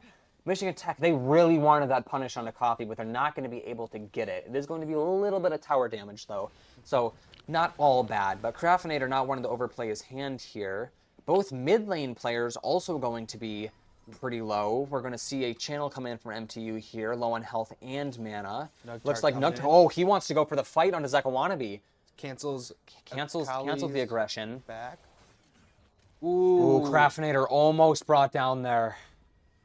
Also going to be channeling, deciding to go back, get that regen up. Zek want to be go a big damage there. Going to be taking the health lead back for MTU. Sunless is going to be able to. Both teams now going to be on about the same. And Nugtart potentially coming in. He's going to flash. Oh no! And Nugtart is going to pull first blood. Completely shutting them down. I think you were right on that prediction. I think so. I think that was straight on. Looks like UNC is, however, going to get the Dragon because they were earlier on the resets, unfortunately because of their deaths. Yeah, Kran, however, coming on, potentially looking for a contest. A control ward onto the drag pit so they can see that they're taking. She is Ward going almost to gonna be down. contesting. Graves is pretty low on health. Has to Dragon be under careful 250 here. Now, Craftinator also going to be coming up to assist on this fight with the Dragon. UNC actually potentially backing up. It's going to be a stun. Ooh, the CCs on Craftinator going to be good. He's going to be brought down to under Dumpling's HP here. But this is gearing up for a big team fight. This is a 3-on-3 that we're about to see here. Krispy Kreme kind of trapped. He's going to be taken down. Sunless is going to end up taking him down. That's going to be a big fight. Dragon's super low here. Zeka want to be going to be slaying Kran, though, and it looks like UNC is going to be taking the Cloud Drake. Blue team going to be taking the Feat of Warfare, though, but potentially coming out on top there for MTU, especially with Sunless going to be going down to Coffee Is My Life. Looks like the gold lead just slightly for MTU here, but I don't know if they're going to be happy with that. Losing 2 or was that 3 members in the process, and also giving the first Drake up to UNC. Yeah, that was. I don't think that was a very smart play. Akali had the first move on the mid laner, so she was able to punish both Crayon and Hui. Gragasol coming in. Music Tab is going to be trying to escape here, brought down to 2.5 bars, Grave 2 bars here. Grave really wanting to go in for this fight. Flash is coming in. Flash trade. Is he going to be able to get back to his tower in time? Kagafi really wanting to punish. His dash. Ooh, yeah, he does not land the ability correctly, and this is going to give MTU the ability to potentially escape unless Krispy Kreme here coming in, and he's going to be sniped. That's a huge. That is a big kill. That is going to give UNC a lot of control over that top lane, while MTU is put on the back foot with that respawn having to come in. Yeah, that was not good. Yeah, that Michigan Tech just not having the vision in place to see that fight was going to be coming in. The jungle for UNC going to be coming in and putting MTU on the back foot. And now Michigan Tech kind of wondering what they're going to do here. They're down a Dragon. They've lost that first team fight as well as getting one of their members sniped. There's like a fight, potentially a 3-on-3 coming up here just in the jungle, top jungle. Looking for those grubs. Yeah, they really want to get those grubs online. That's going to be a UNC 3-on-3. grabbed the first one. Nugtart going to be slaying Dumpling, though. That's going to be huge. Sunless also going to be slaying on the Zeka wannabe. And now UNC left reeling from this team fight, going to be backing off. And just like that, Michigan Tech potentially regaining that advantage in terms of the numbers. It's going to be 6 kills to 6 kills here. I believe 2 or maybe even 3 coming out from both Nugtart and Sunless. But Sunless potentially overextending a little bit. And Craftinator going to be rooted. This isn't great. Potentially trying to escape. It looks like Coffee Is My Life is going to be backing off slightly. Craftinator going to be also pulling back, deciding, both bot laners deciding not to fight in that mid lane, or in that bottom lane, excuse me. Looks like, Dumpling coming in for Coffee Is My Life, but for the support for Michigan Tech coming in here. That Kran arriving on time is huge to prevent the gank coming in from UNC onto Craftinator. That could have potentially been bad, but good awareness from Kran to stick by their bottom lane. So, hopefully, not too badly. Dumpling and Coffee going to be extending a little bit, but that missed ability from Dumpling there going to put him down to half mana and potentially not wanting to go in. Coming in. Whale coming in. That's going to be big from Nugtart, deciding to go for the 3v2, and Dumpling's going to be completely shut down and locked down by Nugtart. The killing spree going to be achieved, and our MVP prediction could not have been spot on, at least on this point into the game. He's treating this like a ranked game. He does not care what UNC has to say. He's just running him down. Gragasol coming in on Gnar. Gnar low HP. Rage meter full. A huge Gnar ult. Huge stun. That's gonna be a big stun. Music That's tabs. a great disengage. Yeah, that's gonna be big. Explain to me what that Gnar ult does there. So that Gnar ult pushes the person away, and if they hit an obstacle, aka a wall, tower, be that may, it will stun them for a certain amount of seconds, and give them time to reset their abilities, and maybe give them time to set up a play. So that ult there that came out was more defensive, just giving them the ability to get out of there, realizing that it's a disadvantage. Kagafi wanting to press Music tabs a little bit, but Music just having the situational awareness to stick around that tower, let that do the DPS for him, make sure he doesn't give his life up. is what happened earlier in the half.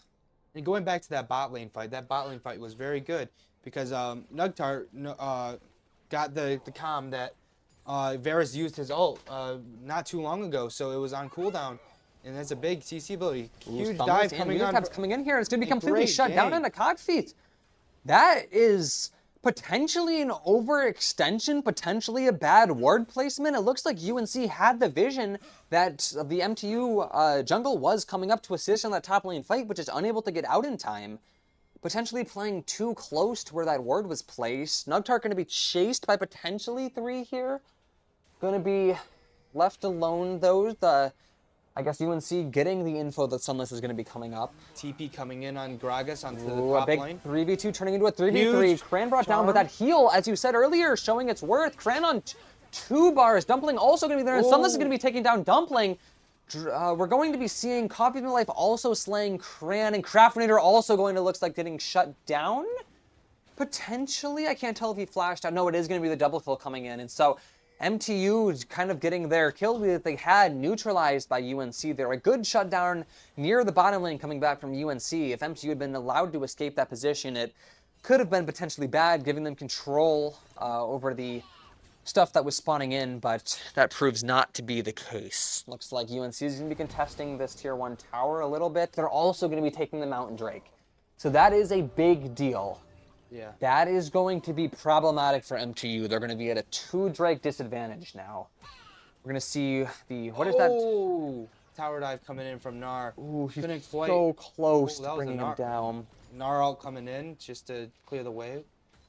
Gnar's looking for maybe a tower dive here, trying to Do a little deny bit of the that farm. damage. God, he's not healthy enough to be able to contest this tower dive. But Blitzcrank missed his hook on Crayon.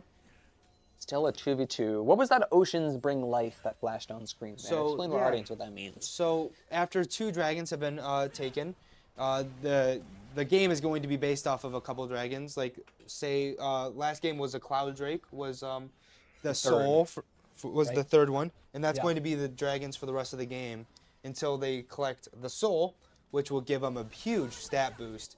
And then after that one, there's no more of those like elemental dragons. It's going to be called the Elder Dragon, and that gives a free execute basically, which means they have less of a health bar to whittle down. Yeah. And a huge kill onto Blitzcrank there by Michigan Tech. Yeah, taking Great some of that punish. bottom lane advantage there. Let's see here, Coffee is my going to be taking down one from M2. Turret plating going to be falling off here in just under or just over 20 seconds. So looks like Michigan Tech's just getting what little damage they can get into that tower to farm up a little bit more of that gold. For those unaware, before turret plating falls off, every single one of those ticks that you saw on the tower health bars there is going to give a little bit of gold when it is reached for the team that is attacking the tower. But once that plating falls off, there's not going to be that gold advantage now. Blitzcrank coming in mid for a gank onto Sunless. Sunless, is he going to be able to Blitzcrank all coming in, trying to disengage. Oh, he's on a sliver Flash of HP. coming Flash in. going to be coming out, and it's going to be, he's going to be caught. Second wannabe going to be slain. Nugtar coming in Sunless- for a trade maybe? Ooh, the trade coming in. Zeka wannabe left on 3 HP, but Dumpling Blitzcrank coming no in. ult, and Nugtar Ignite coming in. on the Rampage going to be coming in. But a and counter gank coming in He's, for he's Graves. stuck on the wrong side. That flash is only going to bring him in line. Oh. Oh, that is not going to be great. Krispy Kreme now on a killing spree. UNC going to be equalizing that kill lead once again, not letting MTU slip away with it as they did last game. And now UNC with potentially the ability to go in for one of these towers. One of them is going to be channeling back, but TP coming in from our music tabs here. choosing not to press their advantage. Pantheon- It's going to be a great big Pantheon Pantheon ult. ult. And that is going to be taking down, Nugtar taking down another dominating. Is that 5 kills? That's like five kills I think. Yeah, just going on? not wanting to be stopped. Just really just saying it's okay, guys. Like Flash coming in from Varus. Crayon gets absolutely yeah, exploded. Coffee in my life catching Cran there at a disadvantage. 3 members of UNC going to be grouping up here. That's Rift Herald for UNC, but Ooh, until you Michigan get Tech. first tower, that's Yeah, Fruits. that first tower comes on. That's going to be the Craftinator on Vision. first. Oh, he knows by now that he's trying. He's Craftinator about to getting get caught ganked, out. but not going to be able to coming escape. It in. appears. Dodges. Oh, he's gonna be taken down. Nugtar trying to help his teammate out, but potentially an overextension. He's trying to finish off Krispy Kreme, and he is going to get him. He is godlike, showing why he is the MVP of this game. And now a gank coming in the middle there. Huge gnarled. That gnarled is huge. A massive stun on a Zek wannabe, and there's no support coming down for that bottom lane. There's a 2v2, 2v3 coming in here in the mid lane. But Michigan Tech, with that health advantage, staying by their turrets, they're just distracting while that fight's coming on in the bottom lane. They know that they have that advantage here. Choosing not to overextend. Music Tab's still going to be with that health advantage on the bottom lane here. Zeka Wannabe deciding to go in, though. That's a that was being used there. Yeah, going for a little bit of an assassination, but not able to get any value out of it. Just to dash in, do nothing, dash out. Kind of like the Jets in my rank games. But... yeah, looks like support for MTU is going to be coming down to the bottom lane here, potentially wanting to gank Zeka Wannabe. Camera's going to swap off to see this fight in the top lane from Sunless nice against dodge by Kagafi. Sunless. That is going to be huge. Oh, a good pushback, however, from UNC. Yeah. That's going to be a good defense there. Looks like Krispy Kreme farming up some of those minions here, potentially wanting to go for Scuttle Crab, getting some more of that vision online. Vision appearing to be both teams' weakness at this moment. I'm not that big of a fan of the ward placements coming in from both teams. We've seen more than once each side get caught out by their wards being activated too late. Great caught out. That's going to be big. Big fight, but it's going to be fought back. A 3v3 coming in here, a dragon spawning in the midst of this, but they don't care. They just want to go for this fight. And Dumpling just getting completely shut down, unable to use his keyboard. You would have thought his computer turned off the way that he wasn't moving. And now all 5 members of MTU gearing up for a 5v3. They want control over this Ocean Drake. You can see here UNC wanting to do some poke, wanting to fight back, not give this third Drake over to MTU, but there isn't really anything they can do.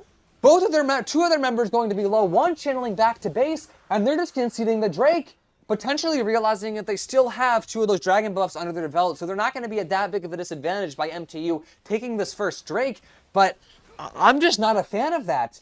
I think that UNC went for too much of an overextension there. They went for that 2-on-2 team fight, managed to get that early advantage, but then we just have MTU come back, go for a 2-for-1 trade, and they just have full advantage over the Dragon. Yeah. That is a blunder from UNC, going to be giving the gold lead over to MTU now by about 1.5k and also extending the kill lead to 1 for MTU.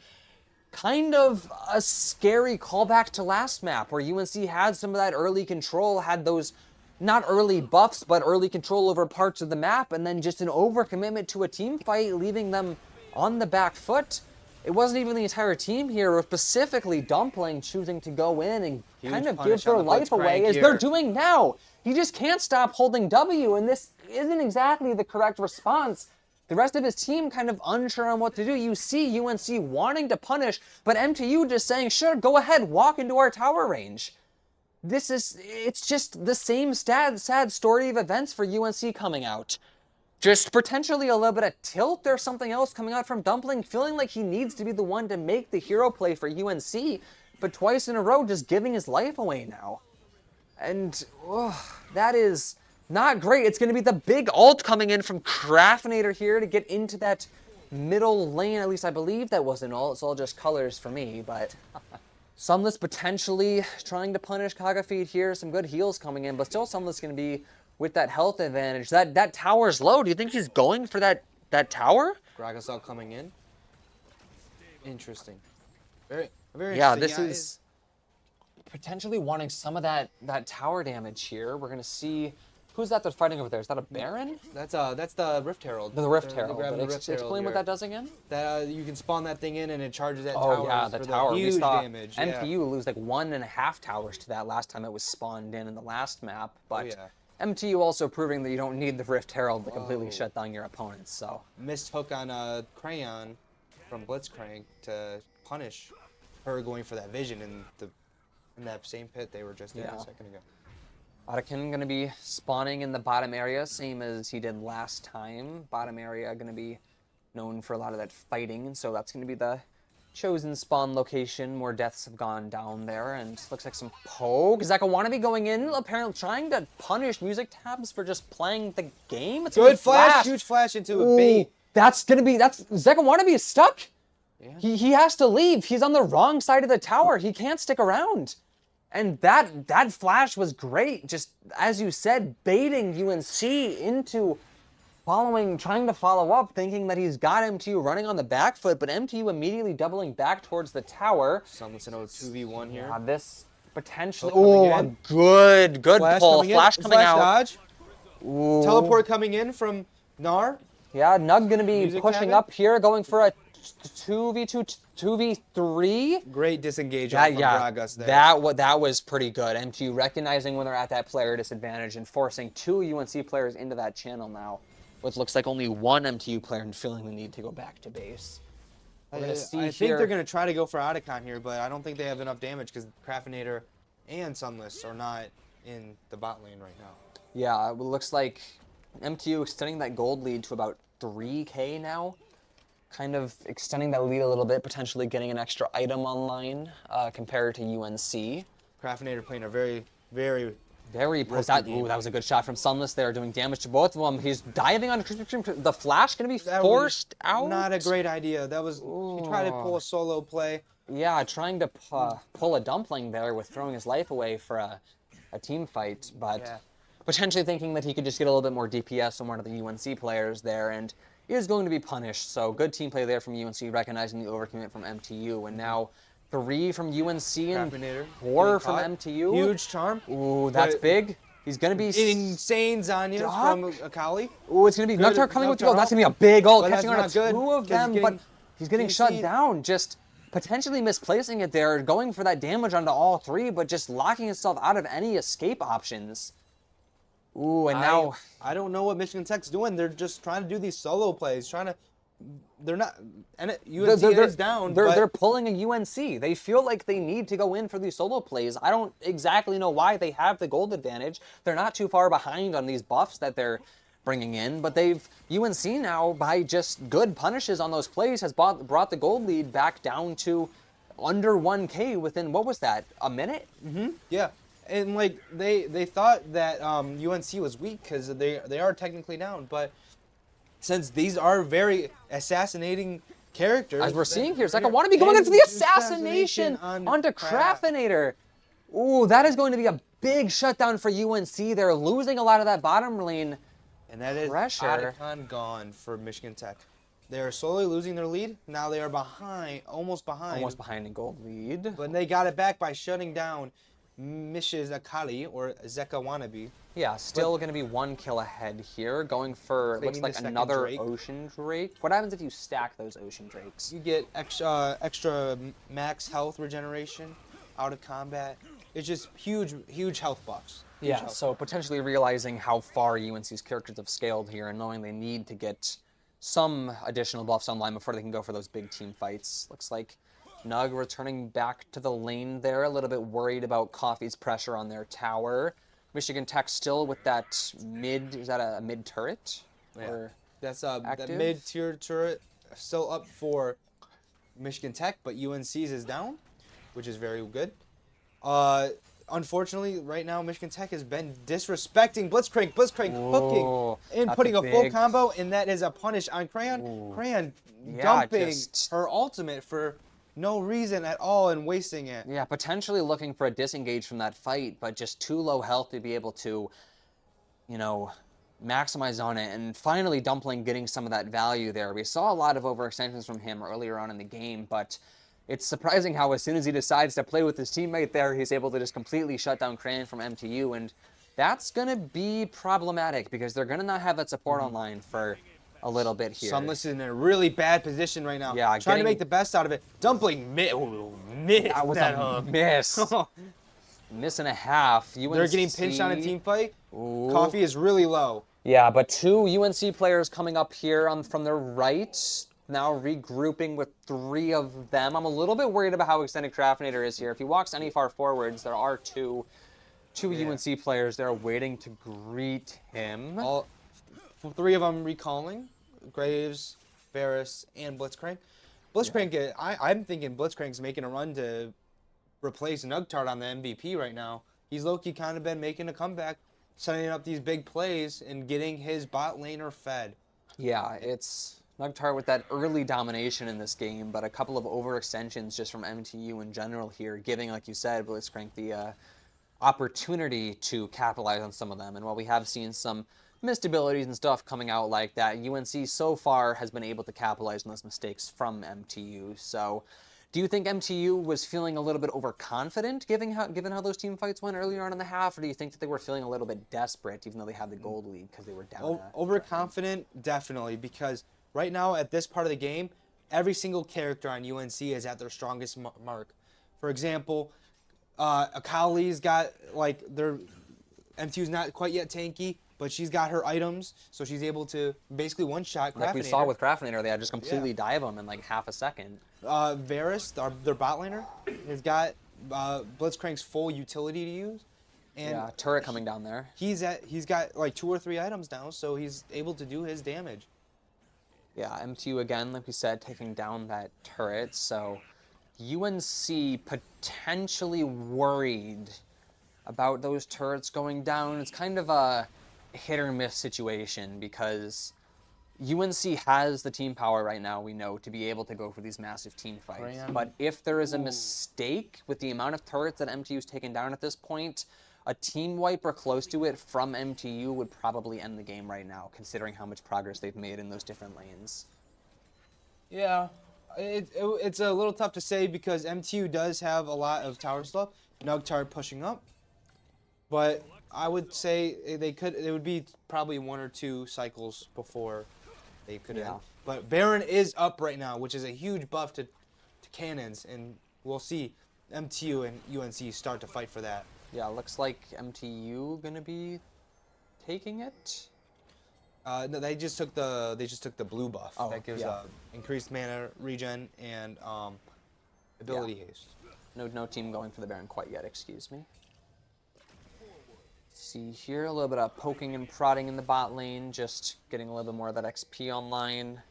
No massive fights. Dumpling a little bit far forward here. Nugtart maybe wanting to go for a punish, but Kagafeet and Krispy Kreme never far behind from Coffee and Dumpling, and so letting MTU know that it's not going to be an easy fight if they do decide to go for that. A little bit of health advantage here for MTU. It is a 2v3 in the lane right now with Dragon spawning in 30 seconds. It will, if whoever gets the dragon here, either team will be on Soul Point, and if they get to Soul Point, they're able to get ready to cash out on collecting that soul. Yeah. So that is a important, pretty big buff. We'll have to see what they opt for.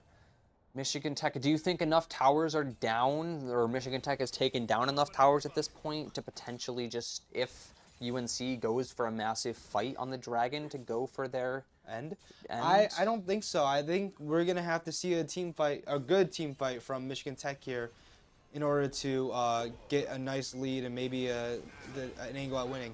Akali coming in, flanking TP. Dumpling is getting punished. Yeah. Verisalt missing. Craftinator showing some of that prowess from earlier in the game, but Nugtart and Craftinator going to be taken down by Coffee. Like, that was a huge play coming out from there. Huge coming in, huge Gnarl stunning. Oh, Michigan Tech failing this team fight. Oh, and Sunless just left to run, try to pick up the pieces from what his team has completely blundered. And that's going to be Baron. That's going to be Baron as well. That Michigan Tech, they're going to feel that in the pit of their stomach, just completely botching that team fight. Potentially just focusing too much on the dragon, wanting too much to get to Soul Point, as you had mentioned, and just leaving themselves open to being exploited by UNC. UNC had that, or UNC lost that player early on in the team fight. I do believe it was MTU actually taking the first kill in the fight. Oh, Grog Assault onto Sunless. Sunless is now being caught out. Blitzcrank hook perfectly onto Jace, but he is not able to get. They're gonna take the Baron. As I stated though, in that team fight we just saw, I think the turning point in that team fight that turned it from MTU's favor to UNC there though was both Nug and Craftinator being so low and grouping up as that AoE ability came in. Yeah. Just both of them being taken down in the same second. You got to have that situational awareness when you know that they have these AoE abilities that can do big damage if you're grouped up like that. You can't have 2 of your low health players stacking on top of each other. I think it was also a very big blunder for them to go for that dragon without really getting a pick. They did get that pick onto Dumpling, but that's just false confidence there. That's just their support. They still got Akali coming in. They still got all their big damage dealers there. And even though Varus and Graves missed their all, UNC was still able to come victorious onto that fight. And you'll see Michigan Tech are going to start losing some towers here because of this Baron buff that they lost. Yeah, we already saw that first tower come down, but On top lane, yep. UNC now with looks like about a 2K gold league as well as gold lead, as well as a 3 kill advantage. And so Michigan Tech, I don't want to have to say they're going to need a hero play to pull this thing back, but they're going to need some very coordinated team fights, because another massive brawl that they end up losing, I don't think they're going to be able to fight for much longer if that's the case.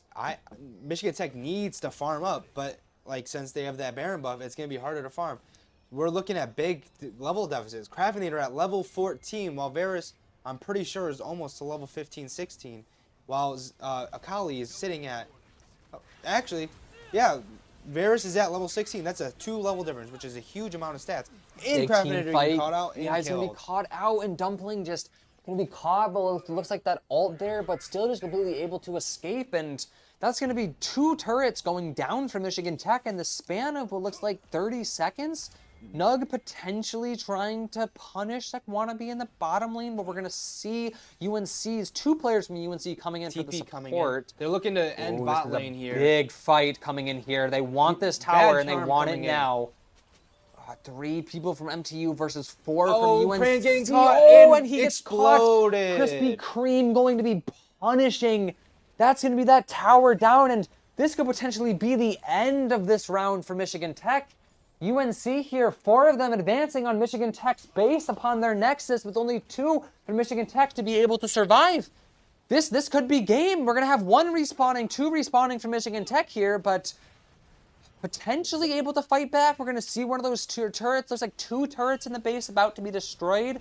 They're able to push UNC back a little bit, but Michigan Tech not feeling good about this. They're pushed back all the way to their base. There's no farming opportunities. There's no ability for them to recover some of this gold deficit. Trying potentially to get an something, overextension, and Music Tab's really wanting this. That's not a good gnarl. 5 from UNC grouped up, and Krispy Kreme just going to be unstoppable, kind of painting the picture of the second half of this game for UNC. A 6-kill advantage, 7K ahead in the gold lead, and 58 seconds till Dragon spawns, so yeah, they're going to take a nice reset here and get ready for the next fight. Oh, Michigan Tech just... They need that Dragon, and they need a massive team fight. I don't see a way that they can win this game without it. I think they have a very poke-heavy comp. They need to play a little bit more passive. They need to do some of that chip damage. Maybe get a good hit or 2 down onto UNC and then engage in those team fights, because they've just been brawling way too much in those last couple, and we've seen what problems it's caused. 3, 4 people almost getting team wiped twice in a row just from overextensions during these fights, especially Craftinator and Nug. We've praised them in this first half of the game for being so good at shutting down their opponents, but as the game has gone on, potentially a little bit of that getting to their head, feeling like they need to keep that pressure up, they need to keep going for these dives, but they just aren't expecting to be caught out by 2, even 3 people from UNC all being together, and that's going to be Dragon spawning, so a big fight potentially going to occur over this Dragon. Both teams are going to want this. Do you get the soul if you kill this Dragon? Yeah, so if UNC kills this Dragon, they will get soul. If Michigan Tech does kill this Dragon, it'll be another Ocean soul Dragon. Point. Both teams will be on soul point at that point. And that'll be the fight to the death. Yeah. So, and just Michigan Tech unable to get the Dragon. So Catching that is Dumpling out, to be that's huge. Pick. Sunless on Dumpling, but the soul obtained for UNC. A big team fight here, though. 5 protect Krispy Kreme, just shutting down Michigan Tech, just unable to do anything. Craftinator trying to run, but he's on the wrong side of the map. He's made his way into enemy territory, and he's punished for it. And this is looking like the end. Yeah, Michigan Tech just whimpering out at this last part. Just the name of the game, overcommitting to these team fights, not taking good battles, and just unable to do anything to shut down UNC when it comes to these team fights. And so UNC going to take their walk over to MTU's Nexus. We're going to have a lone Sunless doing their best to defend the base against the onslaughts of the enemies. But just like me when I'm trying to defend against a sight hit, he's going to be quickly taken down and leave the core of Michigan Tech's Nexus Charm exposed. coming in, missed, and it's And going to be it's a Nexus broken sad sight to 1-1. see. And that's going to be UNC 1-1, fixing a lot of their issues that they had on that previous game. A lot of those team fights going their way in that second half. I think the main thing that I'd have to focus on is just we saw that ramp coming out of UNC. First game, they had that ramp comp. They were unable to get it down. They just were at the disadvantage the entire time. But in this game, we saw Michigan Tech with a lot of really good early team fights. We saw Craftinator. We saw Nug coming out. We were glazing him so much for our MVP prediction. Nug at one point getting 5 or even potentially 6 kills in a row without dying. But UNC this time able to get those later game items online, able to get their characters buffed up, able to actually get some Drake buffs earlier in the game. And we just saw as soon as they're actually on even footing with MTU and they're able to power scale their characters as far along as they need to go, MTU just can't do anything with those team fights. I'd especially like to praise the Akali pick coming out from UNC here. We saw that getting value many times throughout this game, especially on Craftinator. I would be having nightmares about that tonight if I was him. Just the amount of times he got completely dived and 70-0'd or 80-0'd off of that Akali pick is just not going to sit well with you if you're an MTU fan, which I hope all of you guys are, unless you're UNC watching this VOD back at a later point. But going to be taking a little bit of a break here now. So again, go get your snacks if you need to. We're just going to be talking about what we felt like that game went on for. So go do what you need to go use the restroom, go get potentially some Pepsi products if you want to support big corporations as well as the Michigan Tech esports team and our other associating partners. As a reminder, if you haven't yet already, make sure you drop a like, drop a follow on whatever platform you're watching on. Make sure you leave a comment shouting the guys out down there.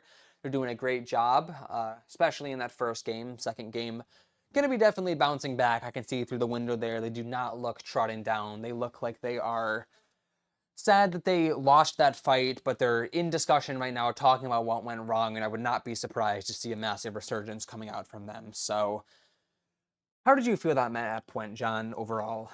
I think Michigan Tech had it under control at the beginning. Got a little overconfident and cocky. Started to make mistakes. And that gold lead started ending up. So the Varus, the bot laner, was able to get his lead. And at the end of the game, when Sunless killed him, he was worth about 1,000 gold to kill. So at the end of the game, when Sunless killed him, that was about 1,000 gold. That's a lot of money. Yeah, so he was worth did a lot of farming.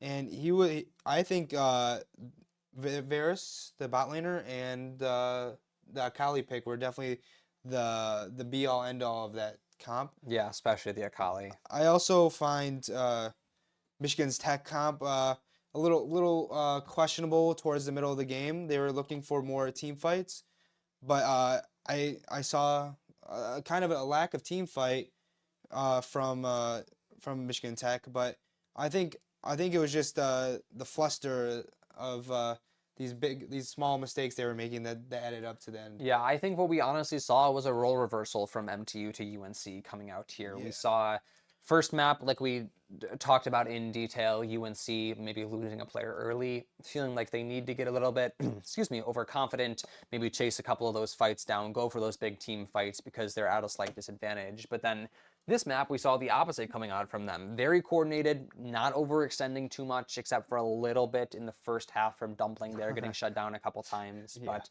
everybody makes mistakes, and it's okay because you got a pretty good team behind you there. And Michigan Tech, closer to that second half, just potentially losing a player early, maybe Craftinator is dying to an Akali or something like that. And then Michigan Tech feeling like they need to go for these massive disadvantaged brawls to capitalize on that, not really wanting to be satisfied with being, a player down. Goes back to what I was talking about last time we talked about this with just sometimes you need to recognize that one of our players made a mistake. Maybe we threw our life away for something stupid. We're not in a very good position because of that. Maybe our bot laner isn't able to collect their XP because they're on, respawn cooldown or something like that.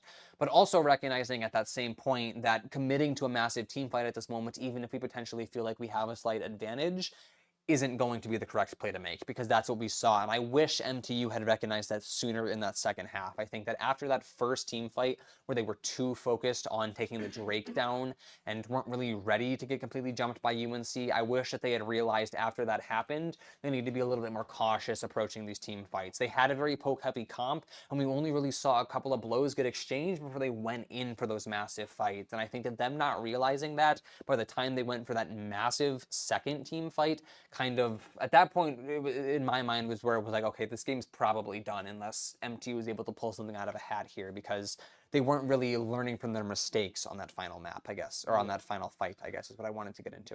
Definitely. I do feel bad for Craftinator because Akali is a very big counter into Hui, as you saw. That Hui really can't do much against an Akali running right at him. So I feel bad. It's just a tough game. I feel like MT will bounce back here. Yeah. I think game three is next. I don't know if it's a best of 5 or best of 3. Do you know? I do not. I would assume best of 3, but If it's a best of 5, I think Michigan Tech's got the advantage for both. To be yeah, honest, yeah, it's best of I would 3. agree with you. Definitely, they'll win this next one. I know that. Yeah, my boy's out there. So should be getting into the agent pick and bans in a second here. We'll be getting that up to you guys shortly. They're just resetting right now, like we said, talking about what went wrong on that last map. Probably, having a discussion with the team captain about like, hey, let's not get too over aggressive here. I'm sure everybody's glazing Nug for his performance in the first half of that game, because that was something to witness, especially for somebody that knows nothing about League. There's a lot of colors, and then he is dominating, he is godlike, Yeah. and that was pretty cool to see. So Yeah, it's also unfortunate with Nugtart. Pantheon's very strong early, so yeah, he did get that lead he needed, but just like as the game went on, just mistakes drew out the game longer than they could have. And yeah, I did see a point at, when the Michigan Tech was very ahead, that there was a chance that if they won that team fight, they could have won the game. And sadly, like it just didn't go their way. I think it was just an unfortunate scenario of someone getting caught on vision, yeah, and can't do nothing about it. It's just you gotta reset the mindset there and just go next. yeah. You just gotta realize that that didn't go our way. Let's like you said, reset and just get into it. So still waiting here for the Asian pick and bans to be coming in. As you can see there, it is tied 1-1 if you're just joining us. Very good first map from MTU. A lot to be desired from the second map, but not at the entirety fault of MTU's team. Some very good counter picks coming in from UNC, recognizing a lot of their images from or a lot of their issues from the first map. And I think this goes into some of what I was talking about right before this second match started, which I think we did get what we wanted to see. Even though MTU did kind of get shut down there at the end, we saw a pretty good game up until that point. I think as much as I want to see MTU dominate, I didn't want to see UNC unable to learn from their mistakes, unable to bounce back from that. And so I think that UNC being able to recognize what went wrong in just the very short amount of time they had between the first map ending and the second match starting, and be able to get some of that stuff refined, focus on those team fights, figure out what was, going awry in those team fights, shows a lot of flexibility. I know we have the same thing here on our MTU squad, so hopefully we should have an absolute banger map 3 coming in for you guys in a couple of minutes here. Anything in particular you want to discuss? I'm just thinking that like if things go our way here, I think we need to lock in a good draft here. I think the draft is the most important part of the game here. Do you think that we're going to see the same bans coming out from MTU, or do you think maybe we'll see a ban on something like the Akali, given that like Craftinator was shut I down so much think by it? I'm pretty sure with this league layout, you can't pick the same characters throughout the like. So Ah, say it's like duels from Clash yeah. Royale. So you're okay. So like since Nautilus was picked game one, I don't think you can pick Nautilus throughout the rest of the series. Good So to know. um, I think we're going into picking bands here. Yes, looks like we're about to get that up. One moment. I'm kind of screen peeking here. I got the same bands as usual: Talon Riven, Rel, and Yeah. Ornn. We got a Soraka band this time. She's got great heal presence. That's a good band. And then Dr. Mundo, of course, for this more tanky thing. Yeah.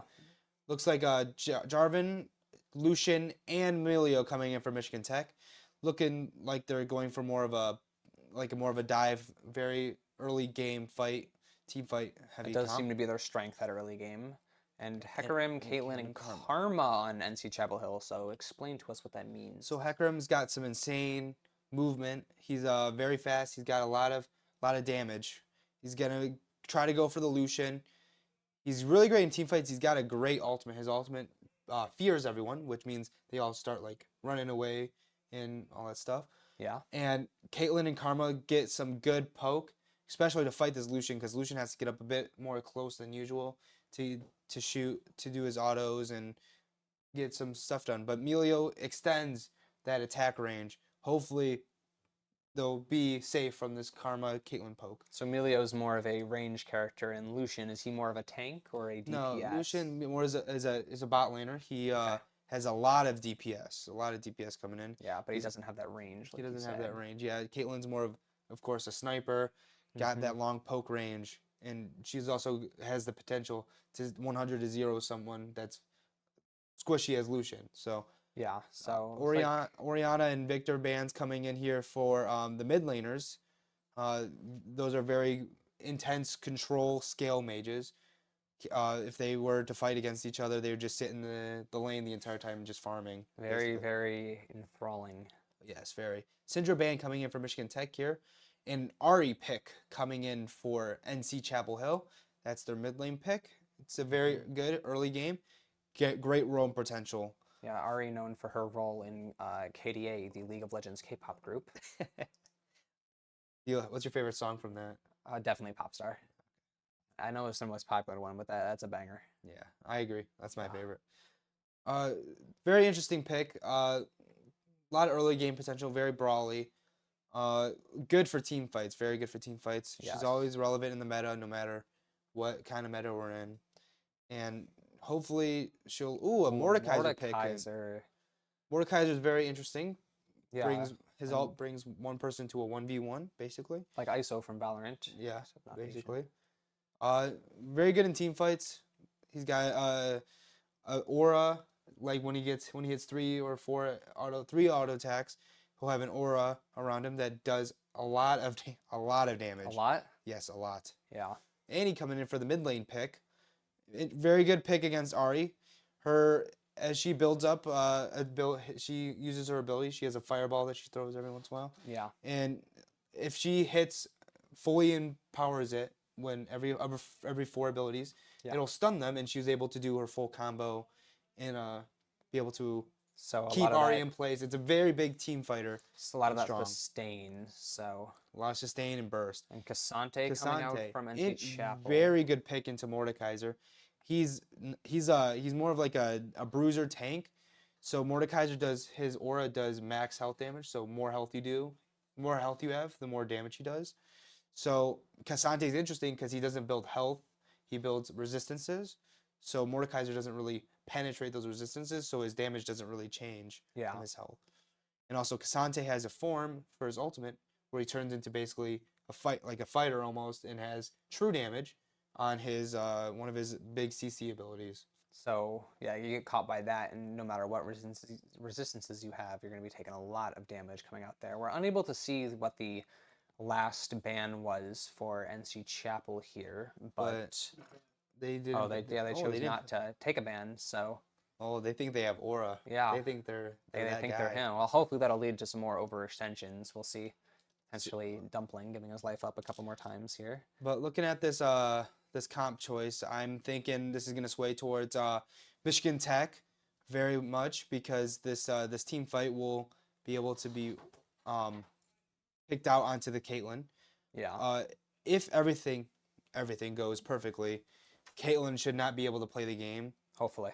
But we're gonna have to look for some counterplay to Karma here. Karma has a big shield that will hopefully save Caitlyn if Karma's going to be a good Yeah, teammate. a lot of that healing and support coming out there. So Yeah. probably see them sticking together a lot. We see potentially. So does it look like NC Chapel has more of a poke build here? No, they got more of a farm, Farming. and then look to group up and team fight here. Okay, so get your powers online and then go for an overwhelming fight. And what would you say Mhm. Michigan Tech again is building towards? Michigan Tech's got we're gonna push, get all those minions, make them sit under their tower, and then try to fight for the priority for the Scuttle Crab, the Dragon, and the Baron.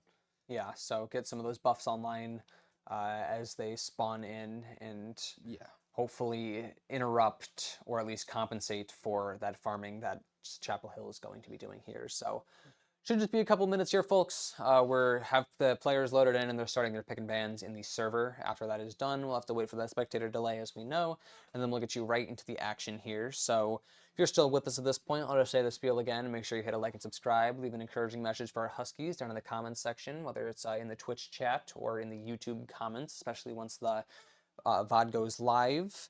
Thank you all again for being here, for supporting our Huskies. We know they all appreciate everybody's presence in the chat today. And don't forget to check out our sponsors. Make sure you get your snacks, drink a Pepsi, drink a Mountain Dew. Maybe don't drink a Rockstar if it's this late at night, but you do you. Maybe you got a Simon's Dew or something like that. And let's get into the action in a couple minutes here. Yeah. Anything else you wanted to add? Yeah, I think the jungle are gonna either gonna go two ways. They're gonna focus heavy on the top lane prio because these two are very hard scalers. If one of them gets the priority, they're gonna be able to just push the other person on the tower, and they won't be able to do anything for the rest of the game. Yeah. But it could also go the other way, where since Lucian is going to probably be looking to push the tower in under Caitlyn, the Hecarim might look just to camp the bot lane and just make sure Lucian can't do that and give Caitlyn that free farm and maybe some free picks. Yeah, so we'll have to see. I guess what we're looking for from MTU this game was just a little bit more control on those team fights. We've seen that they have a lot of the sustain, as we talked about, so hopefully they should have, some of that advantage when it comes into these fights because, maybe some of the poke that NC Chapel there is going to be able to do isn't going to be great. My one worry for Tech is going to be that farm from Chapel, as we previously mentioned. NC Chapel, if they're allowed to do their own thing for too long, they're not punished enough early game by Michigan Tech, they are going to have that power scale, and we could potentially see, some problems for Tech arise there. But I'd like to see Michigan Tech, have a lot more control over some of these team fights. Do your damage, get out, don't overcommit. We know how good of a player that, Craftinator, we know how good of a player that Nug is when it comes to taking a lot of these 1v1s, but making sure to not put yourself in a position where you're going to be punished, which is easier said than done, I'd assume. But, just being able to take those team fights where we have everybody alive and everybody healthy and we aren't taking it to avenge a fallen ally. So it's like we are waiting for the for delay. spectator delay here. Should be getting into the action momentarily, everybody. I'm excited. Who do you think's gonna get first blood this time? First blood, I got to put my money on either Kraft or a Nug again. I got my money on Mordekaiser here, Mr. Music Tabs, Yeah. getting that first pick here. I'm thinking the MVP of this game is gonna either be this Caitlyn or this Lucian. Yeah, it just depends on if Caitlin's allowed to play the game or not. Definitely.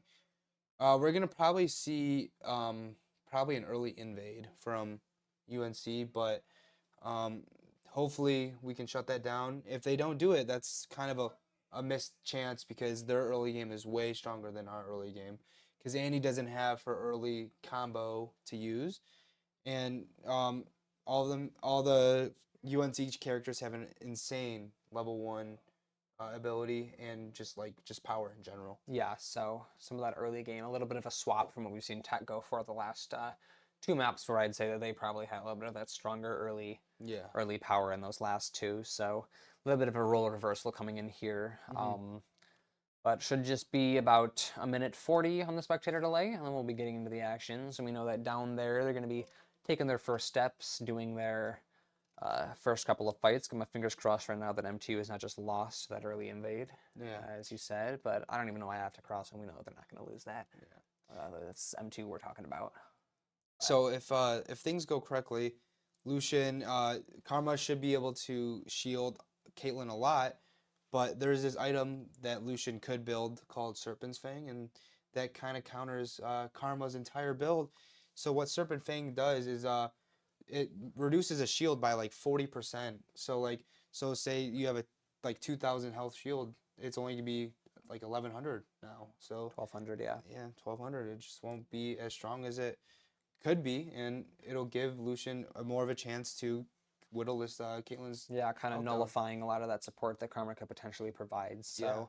Chapel Hill going to be hoping that they can get, I guess, like you said, that early invade, that early advantage before Lucian's able to build into those types of items. But Yeah. the just looks like 35 seconds here until we're able to look at our Huskies and what I believe is their final round. If it does not go to a best of 5, we will have to see. It is a best of 3. Okay, so this will be the last game here. So hopefully Michigan Tech walking away with a 2-1 victory when we regroup and you see us for the last time in about 45 minutes, half an hour, 45 minutes here. We're going to be getting you into the game in about 10 seconds. So anything you wanted to add before we see MTU completely dominate and win in like 7 minutes? I just know that I don't like Annie. I've played against many Annies, and Annie is like my least favorite character in the game. That stun is brutal. If you get hit by it, that's like half your health gone. Yeah. If she's running that electrocute trait. Well, Definitely. the enemy of my enemy is my friend, so you'll have to come to terms with her at least for the next 45 minutes here. Yep. Let's see, we're going to be launching into the game here now. We'll be getting you swapped over in a couple seconds to be able to see what is going on the other side. Hopefully got a good match coming in here. It looks like Annie is running that electrocute trait, so she will be a very early game. Ari is looking like she's going for a late game build and going with the Summoner's Airy, which increases her ability haste throughout the game, which means she'll be able to use her abilities faster and more soon than others. Yep. Looks like UNC is not looking for an early invade. Yeah, just choosing to posture up in their lanes. Coffee is Life is looking and sitting in the bot lane bush. Rat. But it looks like a very normal game. Yeah, very normal start coming out here. So potentially, as you had mentioned, just a blunder right off the bat there from UNC, choosing at least not right now to take advantage of that early game prowess that the champions they've picked into can provide. Yeah. So MTU honestly probably breathing not quite a sigh of relief, but feeling a little bit of that pressure taken off their shoulders for the first couple of minutes here if UNC does not choose to capitalize on this. The Krispy Kreme slowly doing donuts. So both Crayon and Dumpling this time are choosing to opt towards the heal. I played with Crayon's Melio once. I played Jin and I popped off. Yeah, That was awesome. was that I got a pentakill. Yeah, I got a pentakill. W. A little bit of a early poke coming out here from Michigan Tech in the bottom lane. Coffee of My Life going to be brought down to half HP, maybe overextending a little bit more than they initially wanted to. We're going to see Not a good punish by. Yeah, he's could have been a way worse for Coffee is Life, but that is good trade nevertheless. Sunless is overestimating Annie's level 1 and is now 1 HP basically. Luckily, they were able to get away, but looks like it's going to be Sunless and Zeka want to be both level 2 here, just running around the lane a little bit. But early fights, or not quite fights, but early poke coming out on all the lanes, neither of them choosing to There's that aura coming in. sit back. Yeah, music tabs. That's our prediction right there for the first blood. That Mordekaiser. You see Kagafi looking for a little bit of punish, but a good dodge on the ability there. Oh, and this Sunless overextending again in the middle of the lane. Just cannot keep his mouse off the W. Raffinator also going for a punish. I do not like this push up. This is very, very confident from MTU. They've played this game long enough to know how powerful UNC is going to be in this early game, yet they're still choosing to fight into it a little bit. Luckily, not too bad. Both teams not really overextending to the point of no return. Both able to back off, heal up, get their mana back up. But I wouldn't say a clear advantage coming out for either team right off the start here. Yep, Nugtart just fitting his top lane clear. Looks like Cravinator's a little bit lower. Coffee is life. Hit level 3 before. Karma speed boost. Looks like Hecarim, the jungler, is going to look to gank this Mordekaiser. Hopefully, big fight, good heal on Craftinator. hopefully Nugtart can get to a counter gank faster, so Mr. Mordekaiser does not die here. Yeah. Kage feet really he's low. really getting Good flash Music coming Tab's in. trying to run away. Is he going to be able to get Good out? He's counter gonna get the gank. support. Oh, and Kage feet down to 1 HP. It's the support from Nugtart who's going to flash. pull Oh, first blood. Nugtart. That's my prediction coming in right Missed- there. Let's missed go, E baby. on the Mordekaiser. Nugtart's Nugtart needs to very get out. low, but Crispy Kreme going to be slaying Nice, and a Nugtart. 1 for 1. 2 for Huge 1, trade from actually. Music Tabs there to bring the advantage from the kills back to MTU. Now just 1 away from the feat of warfare. And UNC converting a little bit to their old ways there, feeling a little bit overconfident on that first Huge fight. trade coming in. Thinking they Not could a get good this trade from Craftinator. Yeah, wait, that's not Good great. flat flash. Still pushing up, Power Dumpling. Q. Craftinator backing off a little bit. Cran's pretty healthy here, but not healthy enough to be able to take the punish. UNC retreating towards their towers a little bit there. Unfortunately, since Wave was in a bad state in the top lane, Mr. Music Tabs cannot take it back and get his health back. Gank coming in from Hecarim, even though he This just is- respawned. Oh, at the 3v2, and Craftinator just going to be Craftinator gets a completely trapped. But blue team gets the kill first. And Hecarim gets a kill. That's Maybe gonna be a feat of another warfare. 2 for 1 here. Dumpling, same old, Flash same on old. Dumpling. Pushing in a little bit too much. Hecarim could actually wipe this team by himself. Oh, it's Flash it's coming nervous. in from Melio. Charm miss on Zeka Wannabe onto Sunless. And the overextension from Sunless. Sunless. That is A solo Ooh. bolo. Yeah, that play right there is not going to be doing wonders for Michigan Tech's standings. That Michigan Tech had that slight advantage. Bottom lane wasn't doing too well for them, but they were holding on. But that overextension from Sunless, just once again overestimating how powerful this character is going to be in these first couple of minutes. Just a unfortunate way to even up the kill feed there for UNC. And Music Tab's looking for a little bit of poke on Cake Feet, but not going to be able to really find any damage. Maybe looking for a little bit of tower damage potentially, but Cage Feet just going to be backing off a little bit. Not going to let any of that advantage coming in here for MTU. And it's going to be pretty dead even. MTU by up by 100 or 200 in terms of this gold lead as we get closer to these first buffs coming in. And Dragon has spawned. It's an Ocean Drake for the first Drake. And Kage Feet taking a little bit damage on that wave. Yeah, a little bit of trades back and forth going on here in the mid lane and the bot lane. Neither team wanting to open themselves up too much, and neither team choosing to fight towards the Drake right now. Sunless cannot dodge these abilities. He is eating these like cereal. Yeah, he is really Interesting engage on a shielded Caitlyn. This is not a winning fight. yeah, Craftinator, Craftinator, but Dumpling, Craftinator just taking Dumpling out of nowhere, and Coffee is my life just now left Is on the back staggering. end. Like, why is my teammate fighting? Why is he overextending? Would not want to be Dumpling in the Team VC right now, leaving Coffee in a 2v1. That's not going to be great. But looks like Coffee going to be able to fall back a little bit. So still going to be playing around that tower, still going to be leaving themselves behind a little bit. MTU going to be channeling one, going back to get that.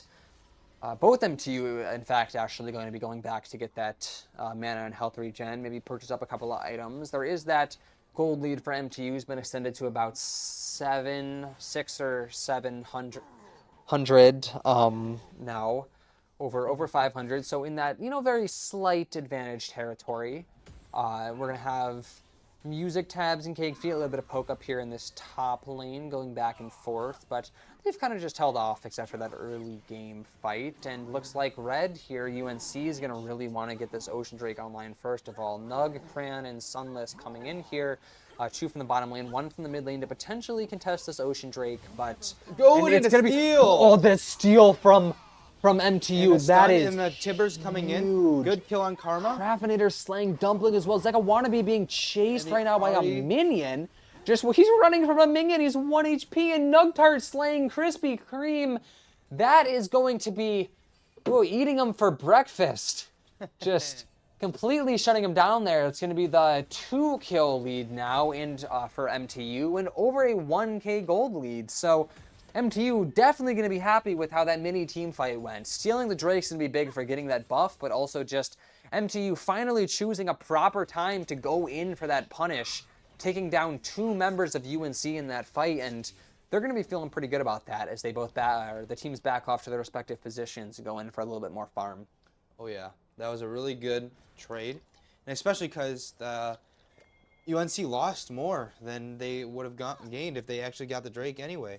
So if UNC got that Drake, it still would have been a net loss because they lost 3 people. Yeah, but now just kind of on the back foot. Now, what we've seen from these games beforehand, both the first and second map that we've watched go down here today, we have seen the team with that early advantage not be the one to end up taking the map. It was UNC taking the early advantage on map 1, which did get conquered by MTU, and the roles reversing on that second map. But hopefully we can see MTU break free of the trend that we've seen so far across the day and actually be able to extend this early game advantage into part of that, or into a map win. I think it's important to point out, John, how you talked a lot about before we got into this game how UNC needed to capitalize on this early game pressure that their team comp provides. And we didn't really see them doing them in the first couple of minutes. But would you say now by this point that they've completely wasted the advantage based that those first couple levels provide for their comp? Or is there still a little bit of early game pressure they can build into before MTU really gets rolling? Yeah, I think the bot lane has a lot more time because Lucian does have the early game advantage past level 1. But Caitlyn does have that advantage level 1. But like Hecarim and Ari are not really cashing in on what they need to be cashing in. This Ari needs to be roaming the bot lane more, making sure this Lucian doesn't farm. But also this Ari has been taking advantage of this Annie and has made sure Annie has been shut down and not able to fully farm, as you saw in the early kill. Yeah, Sunless having a hard time there. Yeah. Really, by Craftinator and Kran both pushing Coffee is my life. Earlier we see barrier pop. 2 people. Ooh, I'm worried about MTU here. They're not gonna know. Here comes the gank until they hit that Hecarim. ward. Ooh, and the gank coming in from Krispy Kreme. It's a 2v2. Looks like it's about to turn into a 3v2.5, given how low Coffee in my life is. Huge TP coming in. Krispy Mordekaiser Kreme coming in. shutting down Craftinator though. Annie coming in. That's unfortunate. And now with 3v4 in the bottom lane, Here Krispy comes Kreme going in. Ari's into the fight. HP. Huge Nugtart. Oh, that shutdown is big. Krispy Kreme was getting a lot of value down there, and so Nug being able to find that kill is going to force UNC to potentially back off here. We also see this fight coming into the top lane. Mordekaiser are going to be continuing that fight as our spectator drops back to the bottom lane here. It looks like it's just backed off into a 2v2 here, so Kran and Stunless both opting to, go back towards that tower. Michigan Tech does still have that 1K gold league, so potentially looking for an item unless they've chosen to continue this team fight.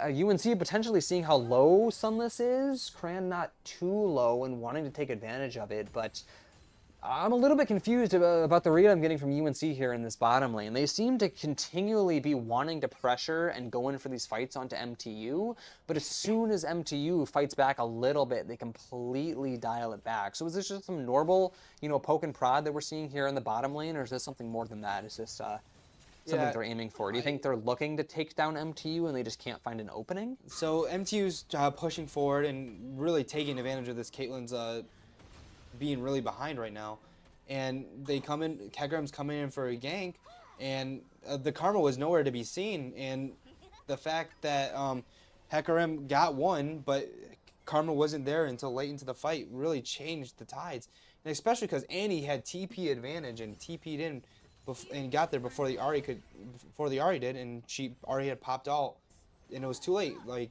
the amount of util and stuff that was used really changed the fight. Yeah, just especially that Nugtart. Ooh, this is a 3v2 coming in. Krispy Kreme dragging Nugtart back. Nugtart going to be rooted and taken down in an instant from Zeka Wannabe. It's a huge blunder. Yeah, partially an overextension, partially just really good ability plays from Krispy Kreme. They're just not letting Nug be able to get away. I don't know if he had Flash online. It looks like he did not have Flash online, so just unable to escape that fight. And now the Drake coming in.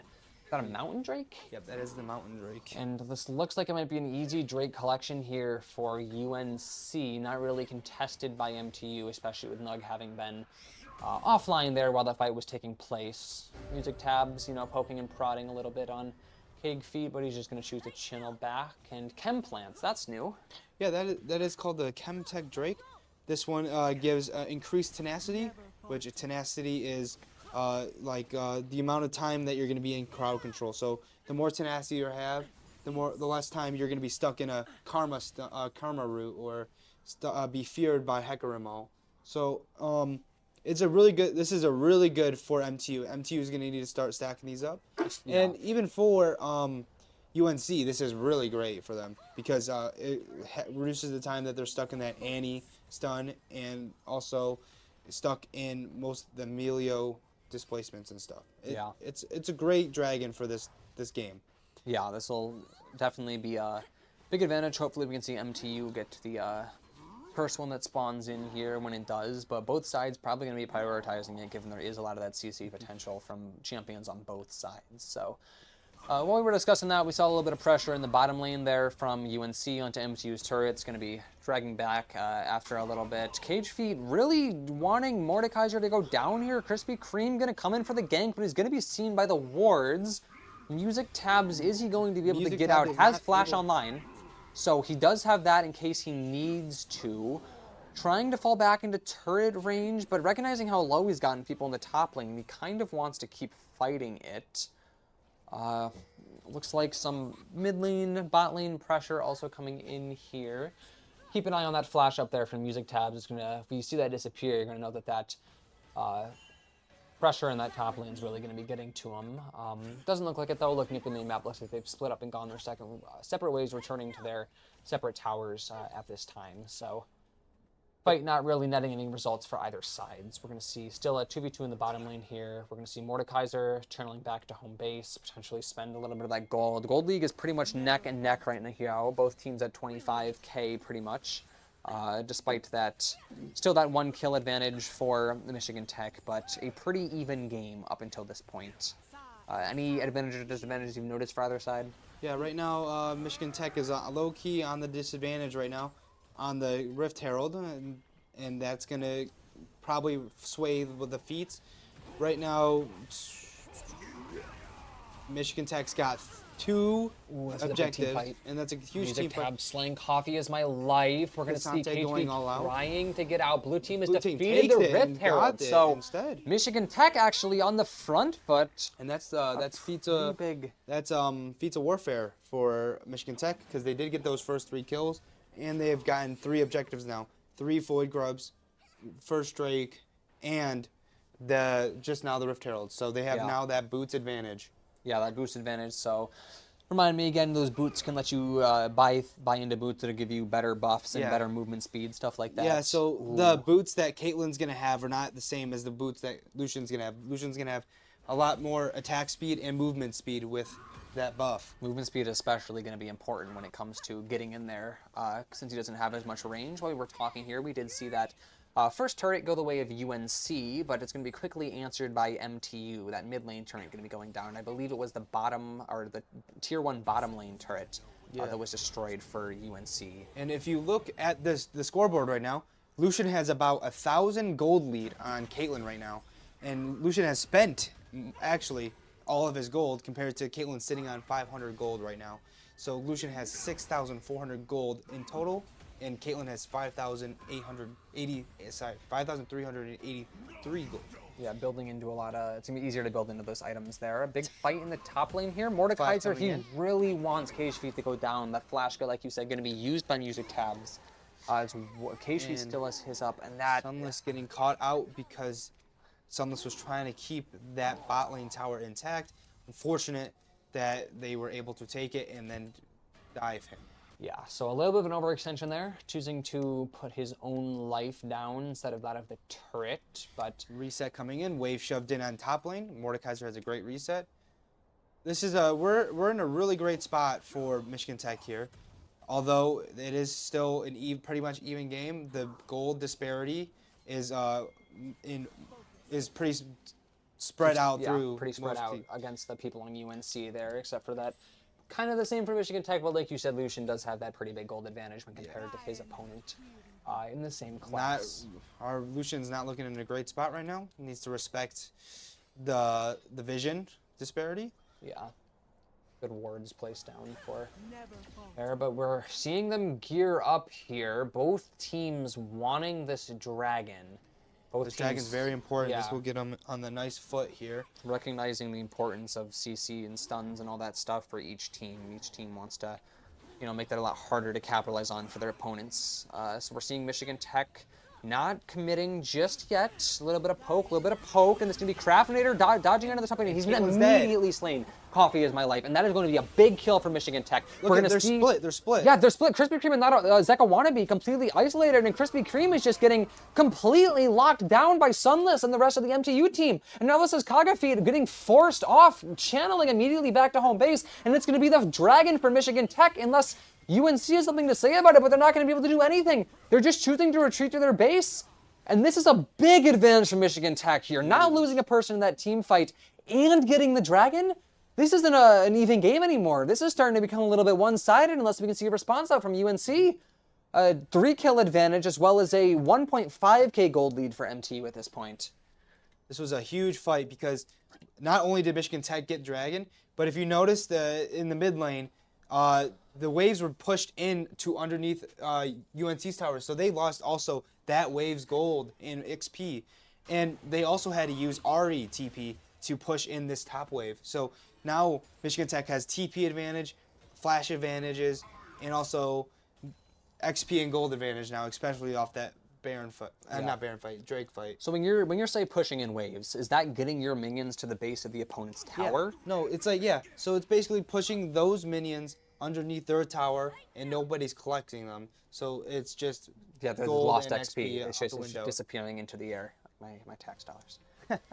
But still a little bit of back and forth up here in the top lane between both of the top laners. 3 people grouping up here. Anakin has spawned bottom. I'm a little bit worried for Cronin Craftinator here. It is a 2v3 in mid lane. Going to see not too much engagement though. Both Early teams movement. Ooh. And there's that Baron, I believe? Rift Herald. Yeah, the Rift Herald that you were talking about. That's going to be another turret going down for the side of UNC. So Michigan Botland's Tech got the early move. showing it. I want to point out here, Michigan Tech has now reached a 2k gold lead when compared to UNC. Mm-hmm. So Michigan Tech looks like grouping up for a fight over Anakin here. We're going to be seeing, as you had TP coming in from Mordekaiser into the bot lane. Yeah, Ari's big later than everyone else. team coming in. fight. She's gonna look for a flank on the ult. Charm onto Annie. Oh, Sunless. Annie is exploded. Sunless is going to be taken down, as you had just mentioned, and we're going to be seeing UNC. Tifa. Nobody quite low here. Music Taps. I'm worried about MTU here. Nugtar's Crayon's completely dead. stuck. Craftinator is getting Yeah, singled out. He's They're getting split. singled out. Nug is stuck, and this is just a shut. It's going to be an ace for UNC and devastation for MTU. What was a 3-kill advantage has fallen into a 2-kill deficit in the span of, what was that, 20 seconds, And 30 now seconds? They're in that gold deficit. Yeah, 1.8 gold just deficit. like that, and MTU unfortunately falling into their old ways there. Too focused on getting that Anakin and completely neglecting the stun coming in for Ari. That is unfortunate. It is.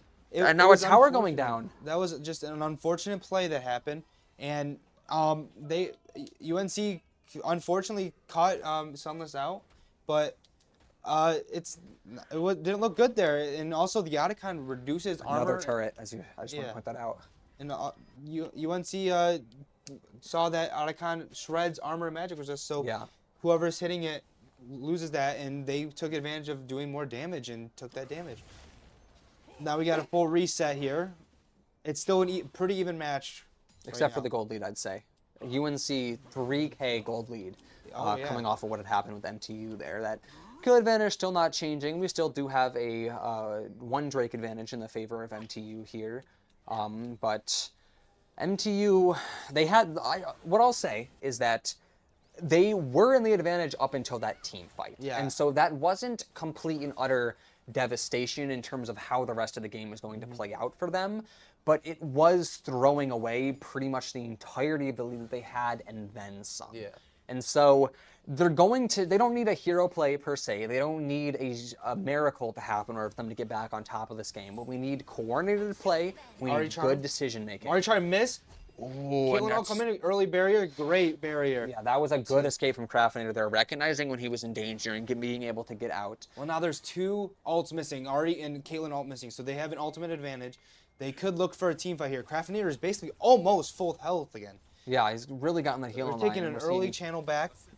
yeah, 3 channels, you had said. And Michigan Tech also choosing to channel, recognizing that that stall is going to come in from UNC and just deciding to go their own ways, maybe return to base, buy up a little bit of those items and stuff like that. Still about a 3K gold lead for UNC, so nothing has really changed that much when it comes to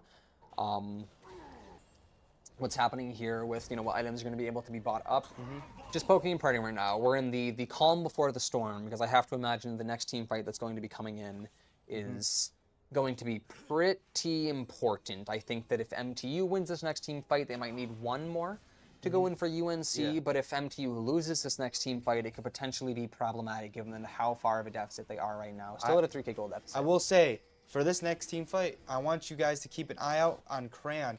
Her ultimate has a cleansing ability, so if that CC comes in, she can clear it, and also she has that heal advantage. Karma has heal coming off cooldown. Ariel coming in, they're trying to single out Sunless, flash out for Sunless. Sunless cut out and killed. Yeah, Sunless cut out. Huge ult from it. Bad ult from Hecarim coming in. Yeah, Krispy MTU with Kreme the is break. getting cut out on the back Music foot. Tab's getting coffee of my ult life. Onto Krispy Kreme on a killing spree, though, but Kagafi getting caught out by Michigan Tech. It's a 2v4, however. This is or 3v4, excuse me. Krispy Kreme going to be brought down low. Oh, they're not paying Cran's attention to trying that Mordekaiser. That escape. Mordekaiser's got that aura going on.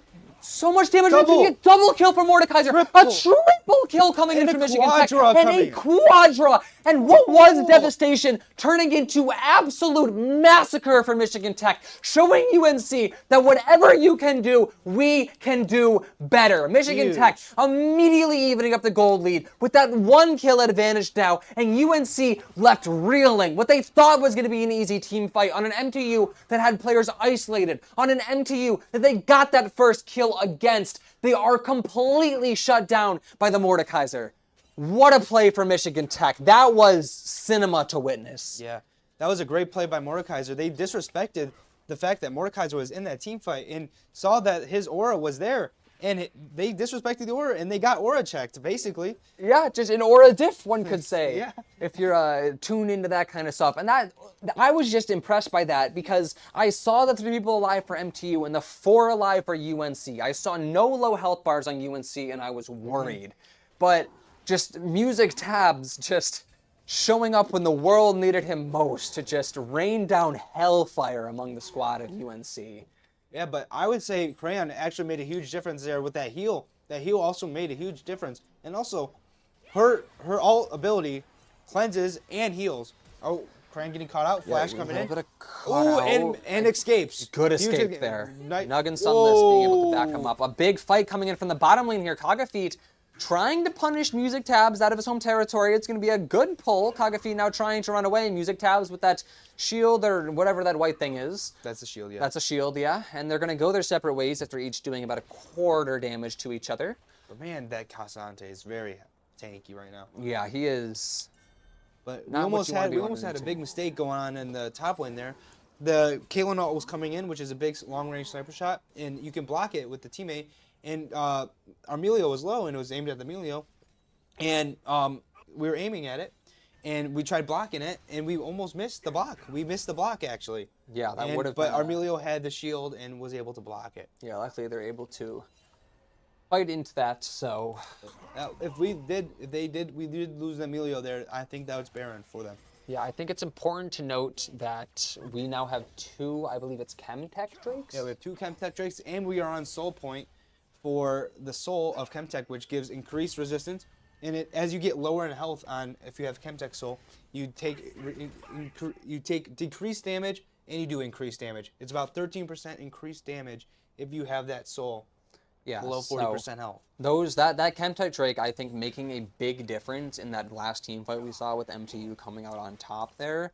A lot of those CC abilities, a lot of those stuns coming in from the side of UNC, and Michigan Tech just able to escape those earlier than the stuns that they're throwing out towards their opponents there. And we saw how grouped up they were, and I think that had we not had that Chemtech advantage, that fight probably would have gone the other way, because Michigan Tech, when we were in that 3v4, we were kind of had 3 people surrounded by the 4 members of UNC, but just being able to get out of those routes, being able to get out of those knockups like a lot earlier than UNC is going to be able to, gives us that mobility to be able to reposition. And we saw that huge isolating a 2v2 where we could do one 2v3 and then another 2v3. But UNC's problem right now, they see that Sunless is weak and they're able to catch him out. But the fact that they're using multiple CC abilities to take out Sunless, well, that makes it so Craftinator doesn't get CC'd by them. That makes Music Tabs not get CC'd. It's just a big difference.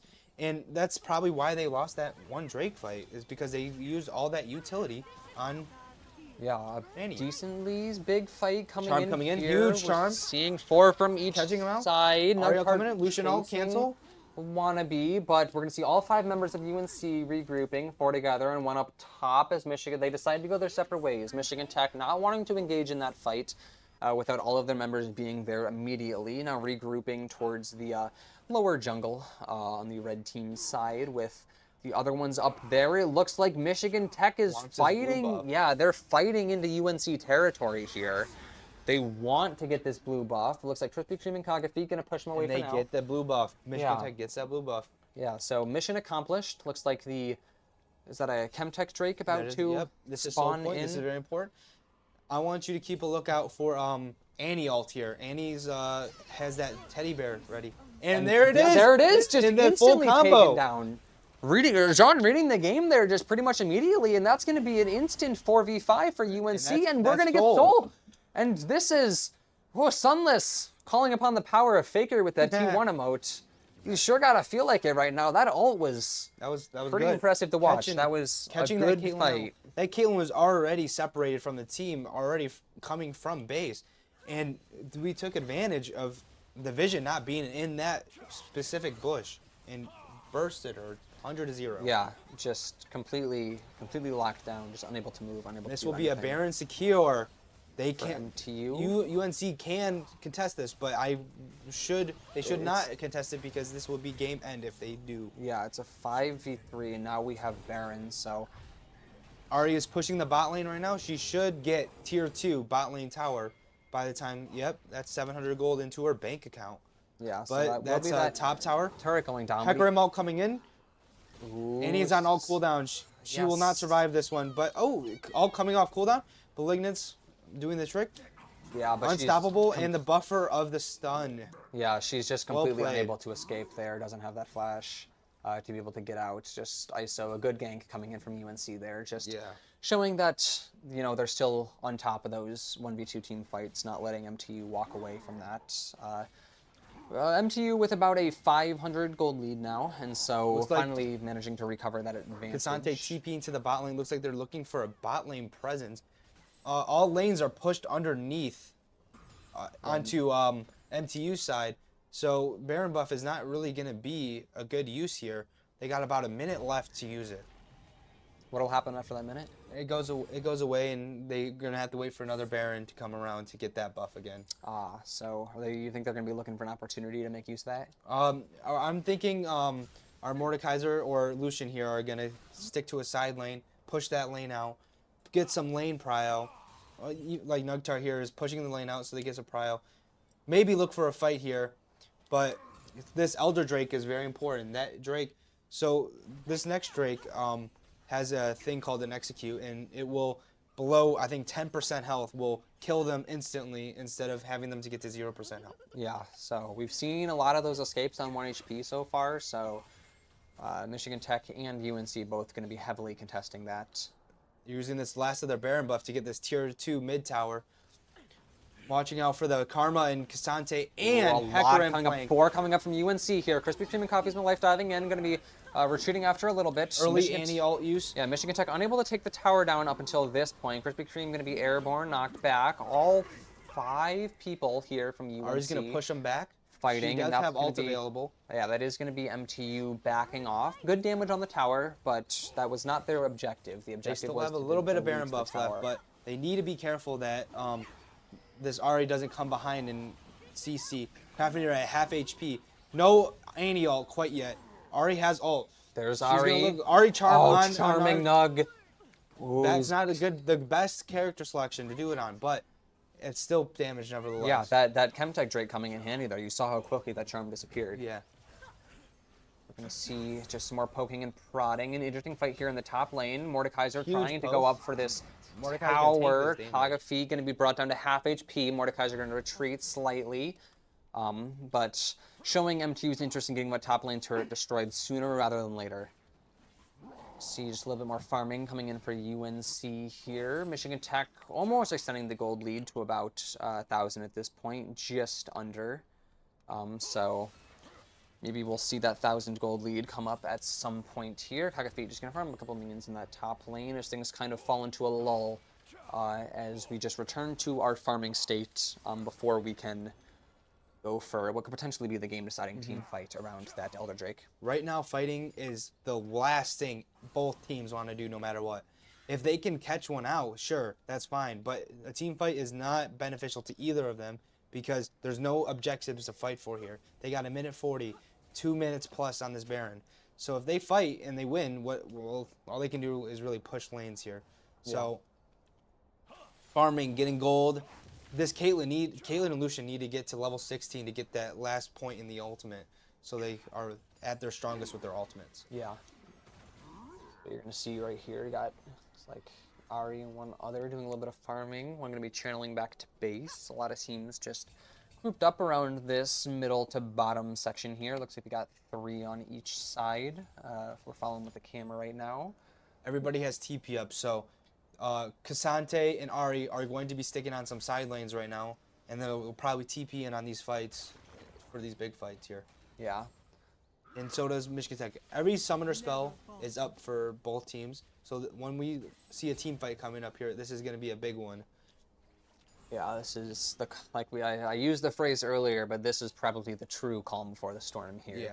With the potentially game-deciding team fight brewing on the horizon.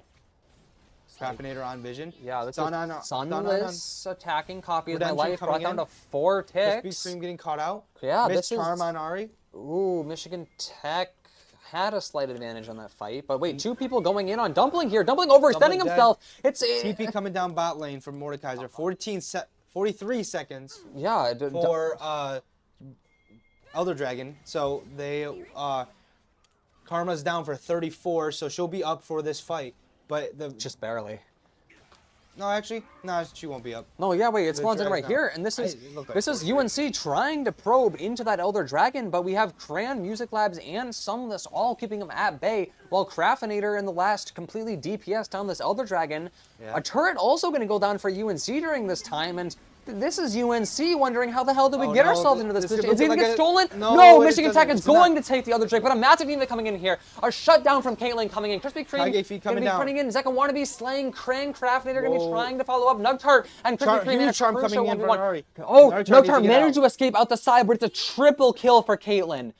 So Michigan Tech on the back foot in terms of their respawns, just Nug up That's Baron ahead. gone. That's Baron gone. But yeah, Michigan Tech with the Drake. Michigan Tech has Elder Drake.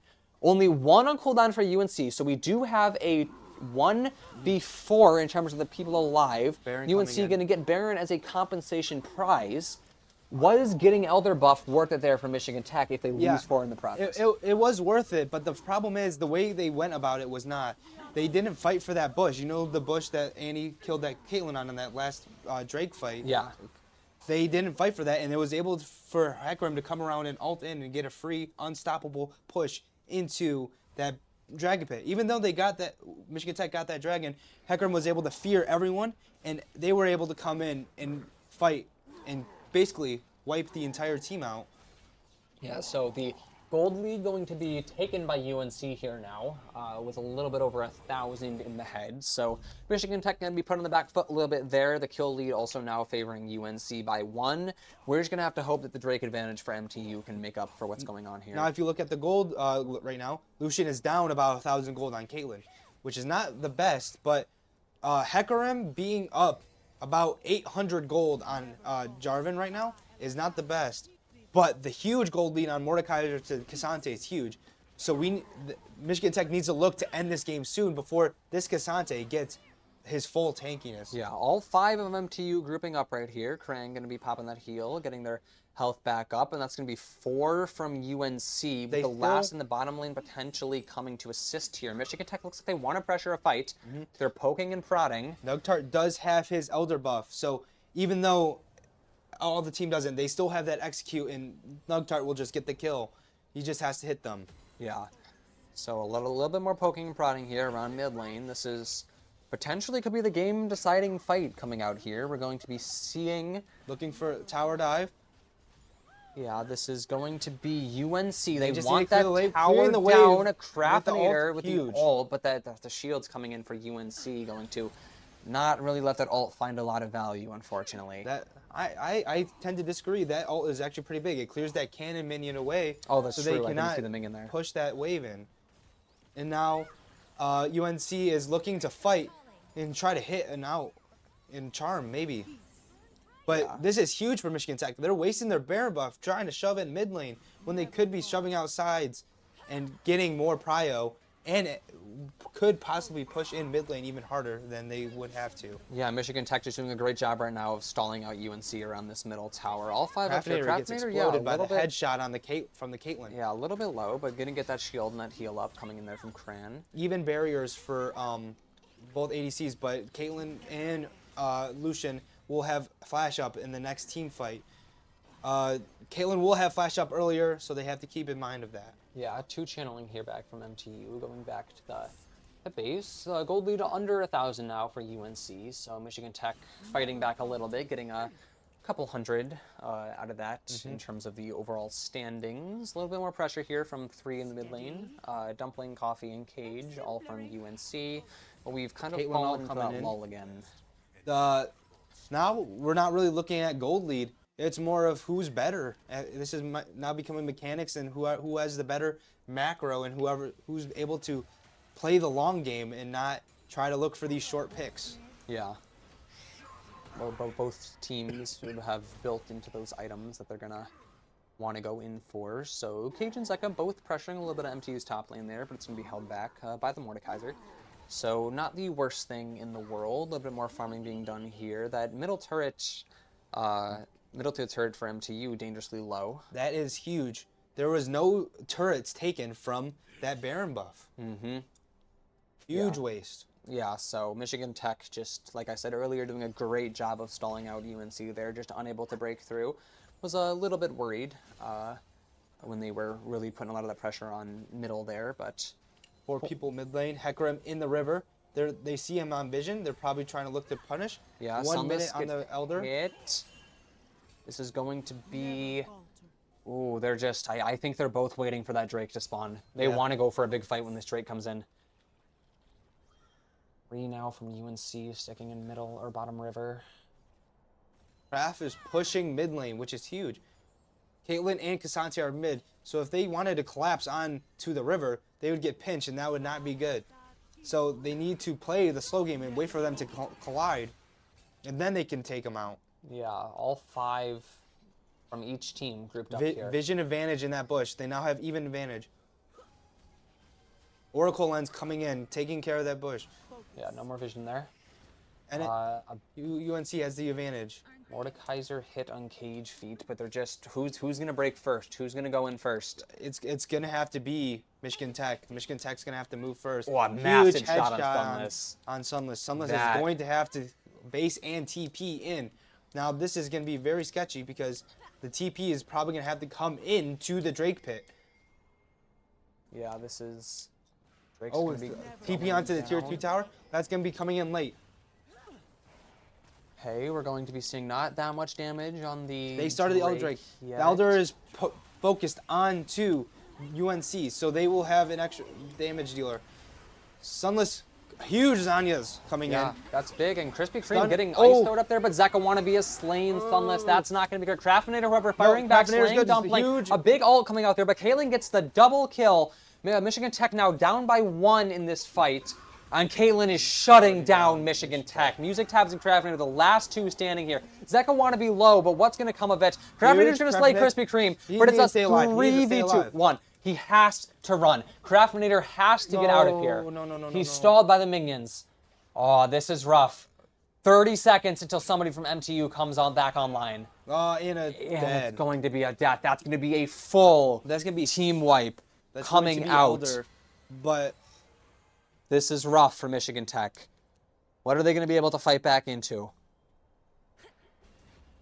I am worried about the state of this. That's going to be the easy Drake taken down here for UNC, as all of Michigan Tech can do nothing but wait and stare as their timer ticks down before they'll have what is most likely going to be one last shot, one last fight at this game. yeah, but unfortunately they have Elder, and it's on Caitlyn nevertheless. So Caitlyn's got that execute, and she's very strong. Nobody's really building resistances other than Mordekaiser, kind of. But even then, Caitlyn's got Lord Dominic's, and that's a huge armor penetration item, and it's gonna do a lot of damage. And Caitlyn's got Guardian Angel, which is extra. If she hits her health bar hits 0, she has a resurrection. Yeah, able to come back online. So a lot of very scary buffs stacked all on one person at this point. So Michigan Tech's either going to have to deal with her quick or try to avoid, but that's going to be hard if a team fight comes in. So They're gonna have to respect them taking this Baron, or they're gonna have to single out Caitlyn and just hope they don't get killed instantly.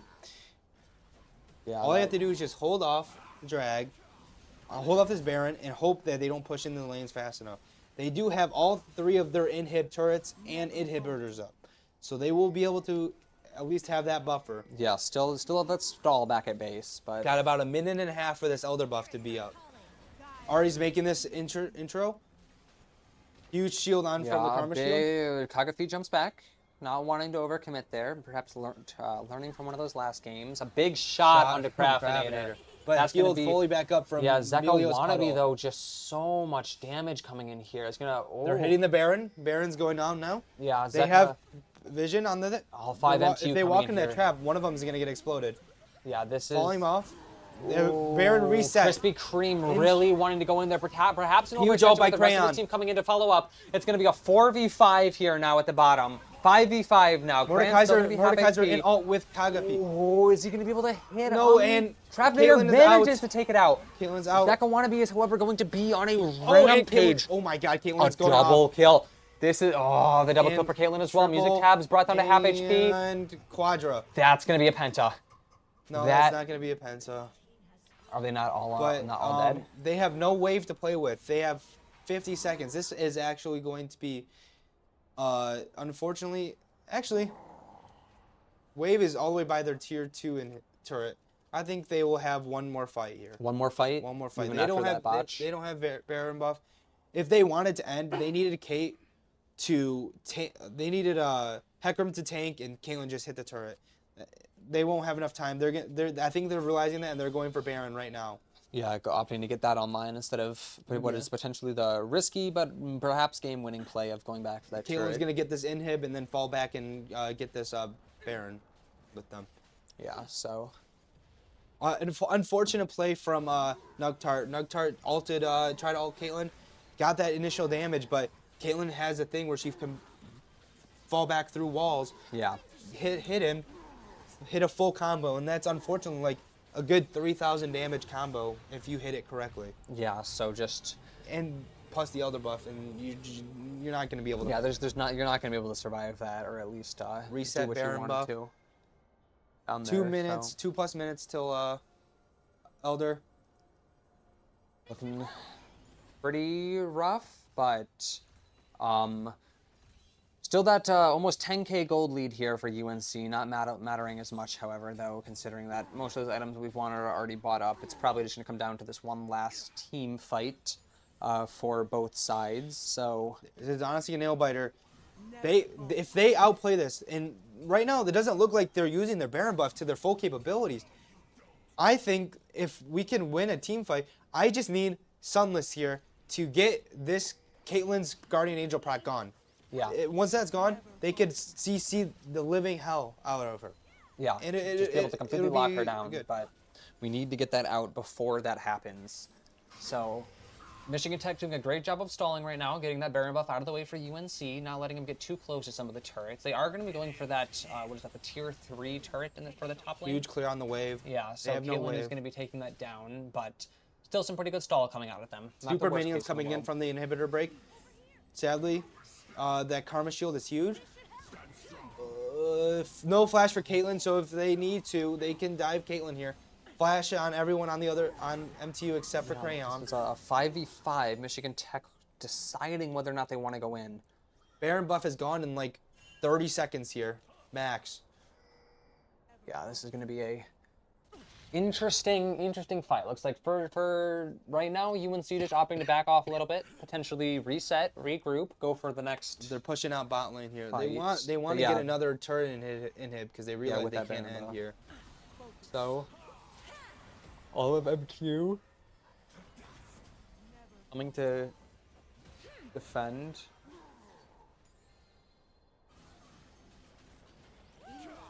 So This is looking a little rough, but there is still really good hope here.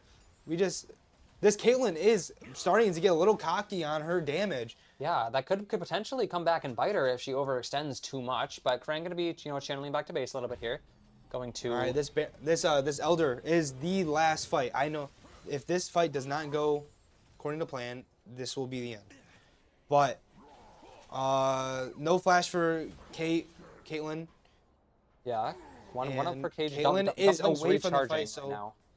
So it's going to be a interesting. I think MTU knows this. They're all sticking together, not opting to overextend anywhere. They know that they have to win this next team fight, or the game is probably over for them. I need Sunless to come in clutch here with the full combo, which will do a lot of damage. They don't have that bush prio. Yeah, it's a good. They need to put a ward in there. Slightly They got a isolated ward in there. Kagafeet. They got the thing. Managing Good to poke get on. Redemption coming back. in from UNC too early. Ooh, Kagafeet. Kasante Alden. Oh, Nuxhard Kasante isolated though, but No. Michigan Tech, they're kind of They caught in the middle. got The top laner Karma. is playing Karma shield. Dumpling. They popped the GAs. GAs is out. Yeah, she's Lucian resurrecting shut right now. It's down. going to be a shutdown. A coming huge from kill Mordekaiser. on Caitlyn. But Caitlin's going to be going down, and Kagafeet trying to run. He's going to have to run away, but Michigan Tech is going to be getting the Drake buff, and this is going to be huge for them. 3 people currently down for UNC. And 4. They count that 4. Oh, yeah. Boom. Dang, That and is it's a just huge pick. completely on them. Every single person from MTU surviving, and they're all going to be channeling back to base, going for that reset. This could potentially be the game here if they're able to get up in time. What a huge blunder from that Kasante. Yeah, that that- Kasante took Nugtard away, which was probably meant for the Lucian, but unfortunately it wasn't. So they were able to push back to front, kill Karma first. Karma still has all of her summoners up, so she has her flash and her heal, and she's wasn't able to use it. And then they got Caitlyn's GAs out, and they were able to kill Hecarim, so he couldn't even do anything about the objective. Yes, and this is going to be Michigan Tech now. Looks like going towards the nexus of UNC, fighting into their Nugtard. base. Nugtard extending onto that inhibitor. The entirety of MTU going onto that tower, waiting for that inhibitor to be able to be destroyed. They're going to be ganking on to that inhibitor now, and there's still a respawn on the board for UNC. One of them is still not back for 15 seconds. They have a 5v4 team fight right here. It's going to be, that's what they're going for. Nugtard's going to be brought down a little bit low, but one of those towers is going to be going down to red turret destroyed, and UNC, they can potentially see the end coming here. It's going to be a respawn for Zeka Wannabe, so a straight 5v5 on the field here. Minions coming out for UNC. But we're going to be Dumpling brought down a little bit low. Nobody on That's just MTU low. in a Dive. particularly different. Huge XQ. Coffee is my life. That is now going to be a 5v4. What's it? A 5v3 as 5v3. Craftinator is rampaging. A red turret is taken Triple. down. Double, Dumpling double. going to be taken. And a Triple. double. It is one stance, and that is going to be the Hey. nexus taken down for UNC as the hopes and dreams of winning this game are brought down and completely shattered. I was worried for MTU. I had my doubts, but they proved in that final moment they can take control of those team fights and take the victory 2-1. What a huge. game. I knew it. Sunless was gonna come in clutch there. That was huge. That singling out that Caitlyn every time in that team fight. Every was time. The best thing that could have happened. That was just a great play.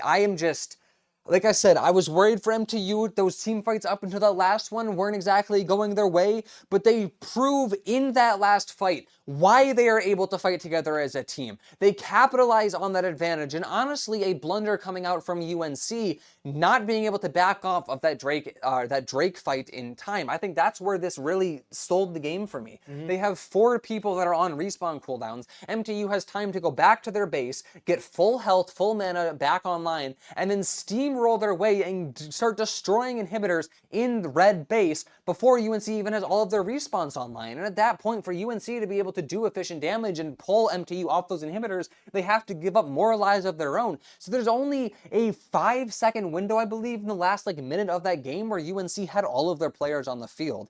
MTU just steamrolling them right there at the end. Yeah, that's a very deserved win from MTU there. They just showed their grit and integrity and fought through that adversity, especially fighting a Caitlyn that is so fed. We saw that damage coming out for some of her shots. Just 2/3 of the health bar gone in a snap. And to be able to collect their mind and be like, even though she's doing all this damage, we're gonna have to single her out. And it was huge. They deserved that win. That was amazing.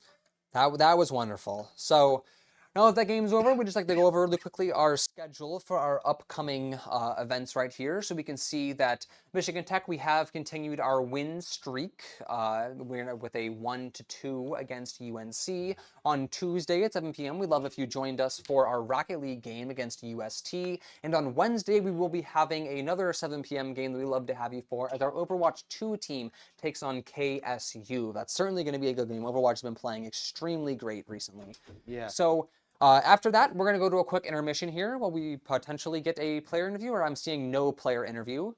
So in that case, I believe we are good to wrap this up. Just one last time, thank you to all of our sponsors for making everything that you see around us here possible. Thank you to Pepsi, thank you to Houghton for Rent, and thank you to University Images. So be sure to stay up to date on MTU Esports by liking and subscribing to follow along with the Huskies. You can find us on Twitch, YouTube, Twitter, and wherever else we post our content. We'd love to have you there. We'd love to have you talk about what your favorite part of the game was. And honestly, while we're at that, why don't you drop us a comment, whether it be on YouTube or on Twitter, about who you thought today's MVP was in our game. Personally, I'm going to have to go for Nug. I think Craftinator would have taken it if it wasn't for that Game 2 performance.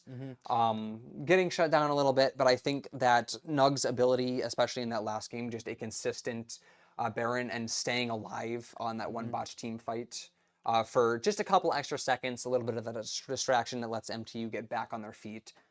What about you? Who's your MVP? I have to say, in my opinion, I'm a support lover, so I think Crayon has to be my MVP. The nullification of all these CC on Craftinator made him make those plays. That's true. Especially the heals, the shielding. It's just none of the plays could have happened without those life-saving utilities. So I gotta give it to Crayon.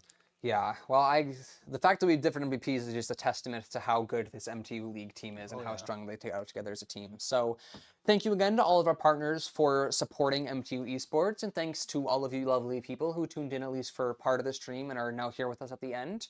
I've been Aiden Skronsky. I'm John Jernigan. And have a great night, y'all.